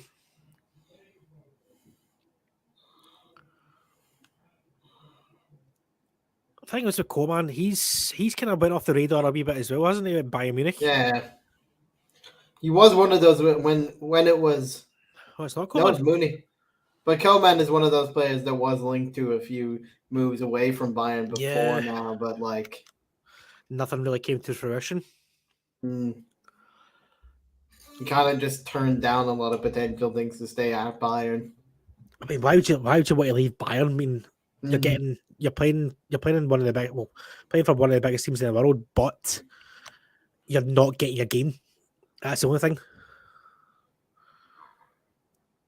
Chance here, Mbappe. Oh, nice little turn from Mbappe into Marcus Thuram, back to Mbappe. And it's the man that just brought on that has scored the goal for France to make it 2-0. Goal. From Muandi, Kolo Muandi, the man who just came on. That was probably his first touch since coming on. I think it was his first touch. And he got himself a World Cup goal with his first touch. At his first ever World Cup. Exactly. That's made the president of France very happy.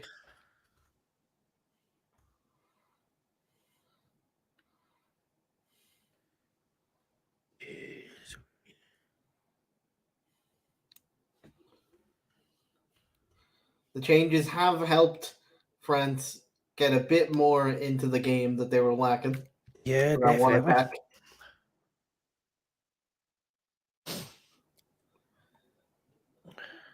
And the person who just came on runs in for a nice tap in after Mbappe turned on the skills that he was missing the entire game. And we're looking like it's going to be a France-Argentina final. Where will Messi get his dream, or will France go back-to-back?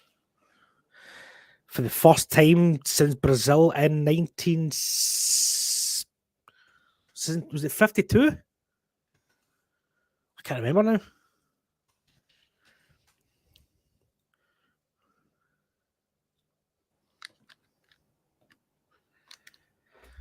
I think it was 62. Wait, was it 52 or 62? Yeah, it was 58 and 62. Yeah, they won it. There we go. I knew my world. It was 62, yep.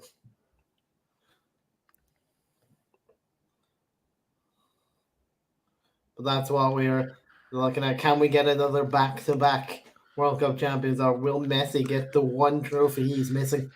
Well, I think I can start making the thumbnail for Sunday now. We've got say about 14 minutes to go. I would say. Currently France 2, Morocco 0. You gotta give it to Morocco. They did well to get to this point. But at the end of the day, it's the experience of being in this position of France against the inexperience of Morocco in these positions.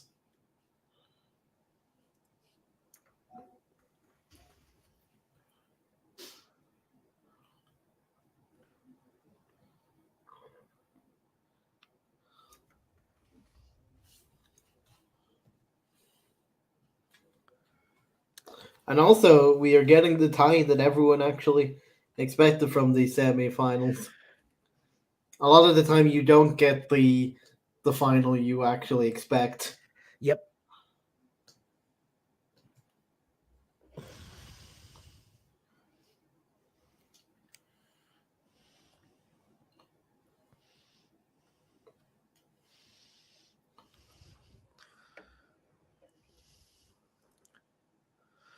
But so we can maybe a couple more minutes, and then we can maybe talk about Sunday, see what's going to happen.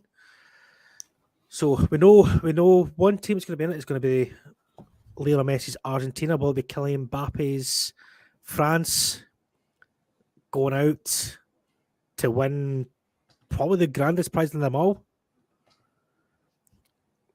I mean, it's one of those ones. In fact, I'll put this question to you, Boom. Right. So, if you were a professional footballer, what would you rather win? The Champions League with your club, your boyhood club, or the World Cup for Ireland? I would probably say, from an Irish perspective, it would be the World Cup for Ireland. Yeah. See, if it was like obviously me, I mean, Celtic have already won the Champions League, well, the old European Cup. It's always United and stuff that I want. Yeah, but to win, say for instance, you score the winning goal to win your country, your place of your birth, the chance to win the World Cup, to be crowned. That kind of like cements your legacy as like that's what individual.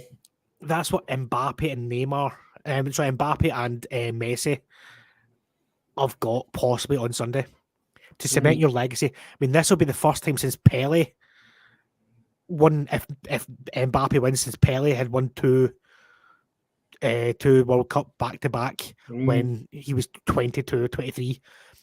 Messi to crown his career. And to pretty much put the end of the debate of the greatest, who's greatest of all time. Because that's the one argument that everyone had, was like, neither has won the World Cup. That was the one like negative side that people kept bringing up about Messi. Exactly. The thing is, I'm a Messi fan. You're a Ronaldo fan, or you're a believer in both of them. Should we say? Well, I think we're both a believer in both of them. But if I was to pick with the two of them, I'd be going obviously Lionel Messi. But to see the little boy from Rosario win that World Cup and what it will mean for him, the country, it's fairy tale. And even his like I told you, his kids now know what the World Cup is and what it means to his country, to their country. Because he talked about that a lot, that this is his favorite World Cup, mainly because his kids now understand why he cares so much about it.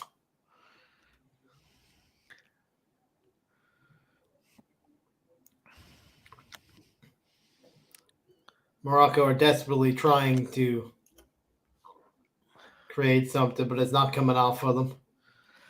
Yep, it's a shame. But as we said at the start, the Moroccans can hold their heads high. That man's done a fantastic job. And it's just been it's been outstanding for all African countries. And you could use this like performance as a building block and template for the rest of the African nations. Yep, very much so. Very much so. And if you're looking for Morocco, you would want to build on this for the next tournament you're in, as Morocco. This experience. I mean, as well. I mean, it gives teams like Senegal, Egypt, all those kind of African nations, a major chance of progressing. I mean, Yeah, it's going to put the because the African whole continent on the map. rankings like was always like skewed heavily against like the African because they play against each other a lot, all low rankings, whereas Europeans always have to play against people in the top 10 of the Exactly, rankings. exactly. I mean, you look at. I mean, take the Concaf, like the Brazilian Argentina kind of thing. They have to go to play each other. It's an 18 league group. They've got to win. They've got to try and go through. That is mental. Exactly, it's very hard to qualify from those like things if you're like that's all like you're like a low down like fair play to Ecuador for Yeah, like qualify because I'm pretty sure they play everyone not like continent for their yoke. yeah. I think we do it wrong in Europe for our qualifications. In what way? I think it's very like a lot of the time we're skewed to like the favorites of Europe going through. I feel like it's unfair in some of like the lower down countries in a way in certain like groups. They're Yeah. very like heavily stacked against people.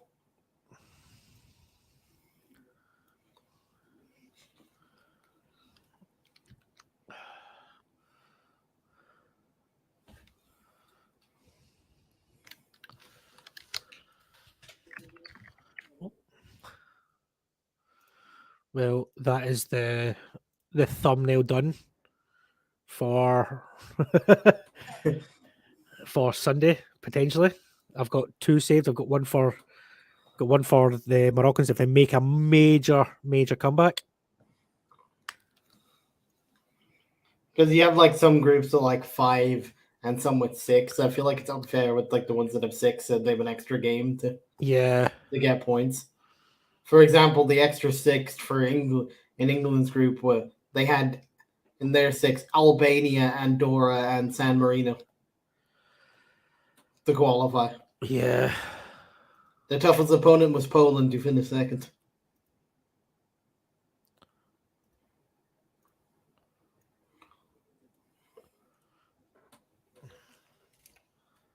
And for like Croatia, they had Slovakia, Slovenia, Cyprus, and Malta. And Russia who got themselves banned anyway. Yeah, definitely. Exactly.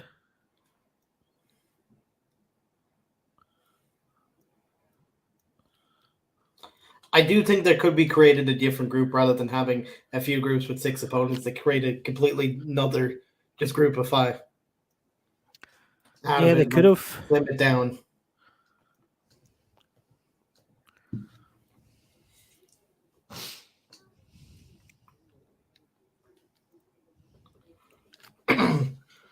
Like for like with Ireland, we had like 5, and our 6th game we just had to play Qatar in a friendly, which meant nothing. Yeah, I mean, same as obviously Scotland. We played them in the playoff against Ukraine. Mm. I mean, and that was probably going to be. It was heartbreaking for Scotland because we deserved to go through, but Mm. you're playing against a team that's in the middle of a world war, in the middle of a war. They're more motivated to win now for Exactly that for their. particular one. Yep, definitely. But it's a precedent situation because Scotland were going out as the villains of the story at that point. Not to their own doing. They were just instantly Yeah, branded the villains in that moment. the hell was that? Massive. Sounded like a drum or something like that. No, that's just my mic. Oh, was it? Yeah. I was like, what the hell is that? No, but like Scotland were in a bad situation that they were basically chucked out as like Yeah, the villains. You were the yeah, pantomime villain of that story.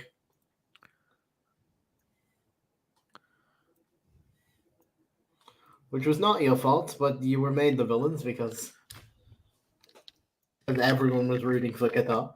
I mean, Ukraine at that point Yeah. to go to. Everyone wanted them to go. So there are.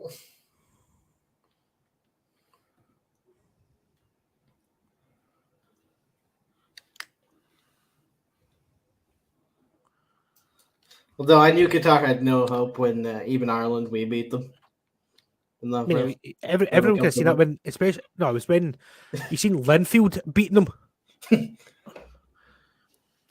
Exactly, but this was before they played Linfield. I was like, if Ireland could beat them, and we didn't even qualify. Exactly.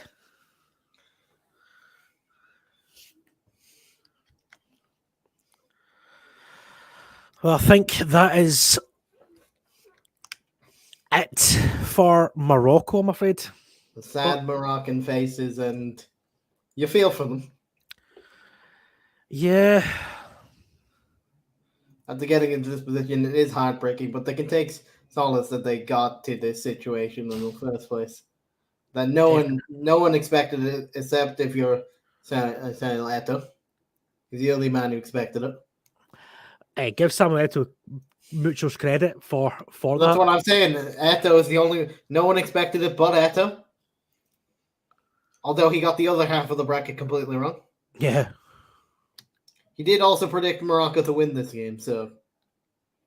Oh, what a block in the line. So, Eto'o may have called the semi-final here, but he did not call the winner.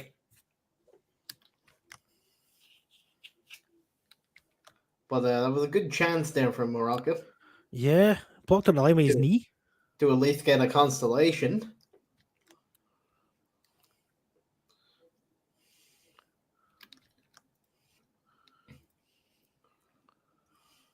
Have a look at the chat boom.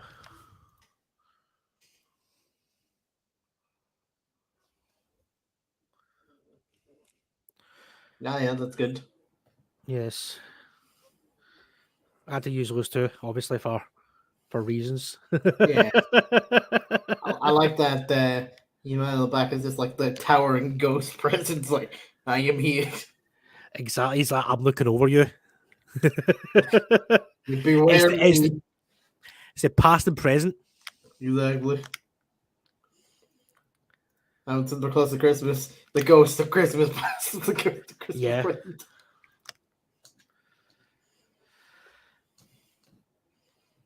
Well, I think it's Allez Bleu. Congratulations to France. I mean, I don't see Morocco scoring 2 goals in a minute. I'm saying any goal now would merely be a constellation if they can get it.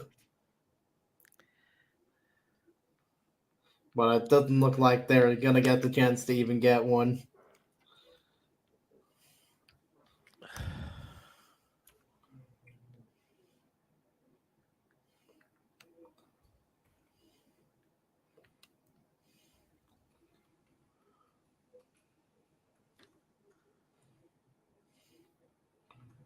Morocco pass up here. We're getting into the last few seconds, and a free kick has been awarded to France. You would think this is very much it. Yep, I think that's it.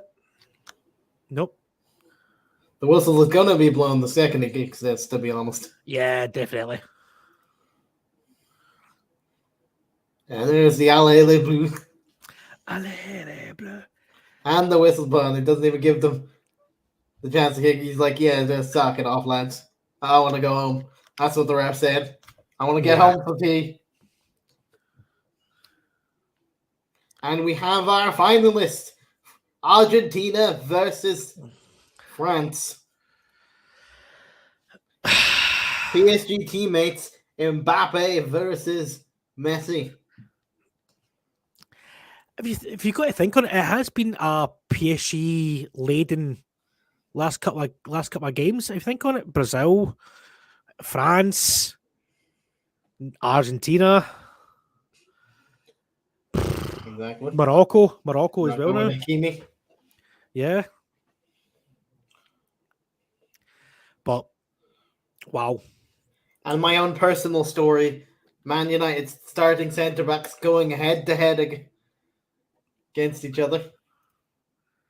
Martinez versus Varane. They hug each other during every United match. I doubt there'll be any hugs really during the 90 minutes of this one.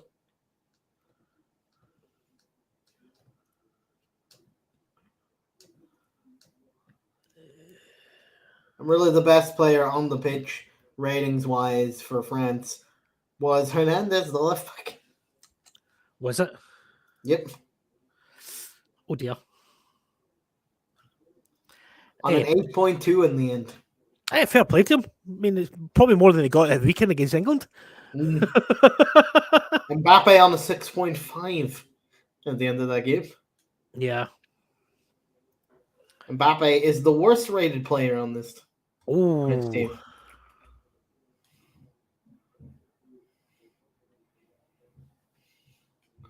Like, even Giroud got a 7 before he came off.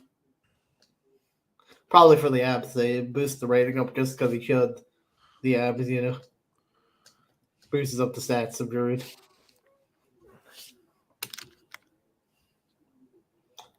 Hey, look, it's a lion.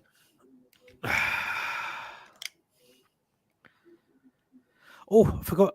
So, right, boom, your man of the match. This is a tough one today.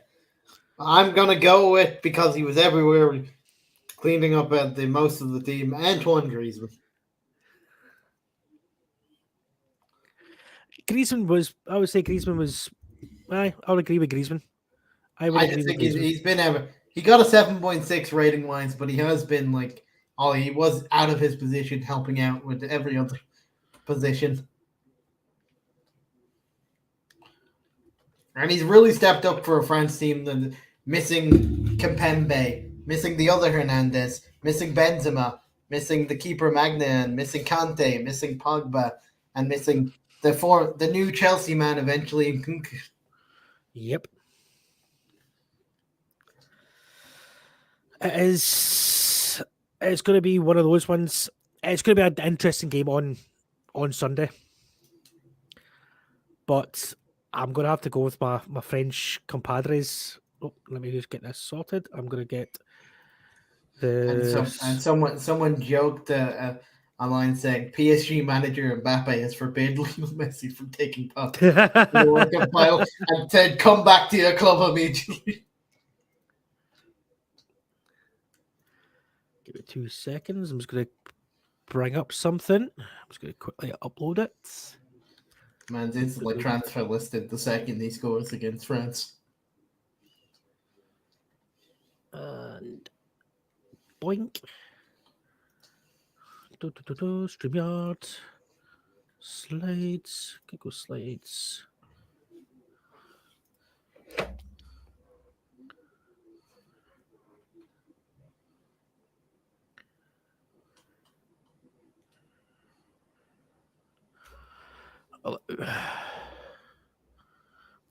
Although France's record in World Cup matches, when they're leading at halftime, they have played 27 matches. Just leading at halftime, they've won 26 of them and drawn 1. Oft. So they are very good once they take the lead in the game. I can't show this slide, but what if I know I can do? Right, so going to quickly bring up something just now for everyone to see.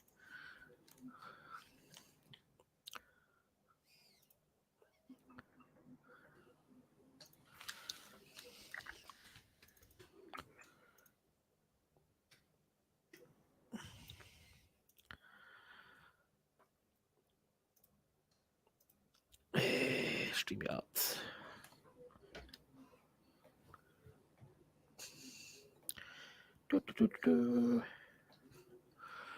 Right, so this is what we have got coming up on Sunday.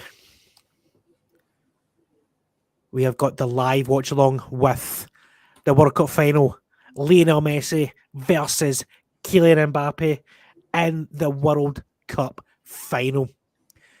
Will it be Messi's crowning glory, or will Mbappe break the streak of? We'll have a lot to talk about with both Mbappe and Messi, with respect to their own clubs and their own situations as well.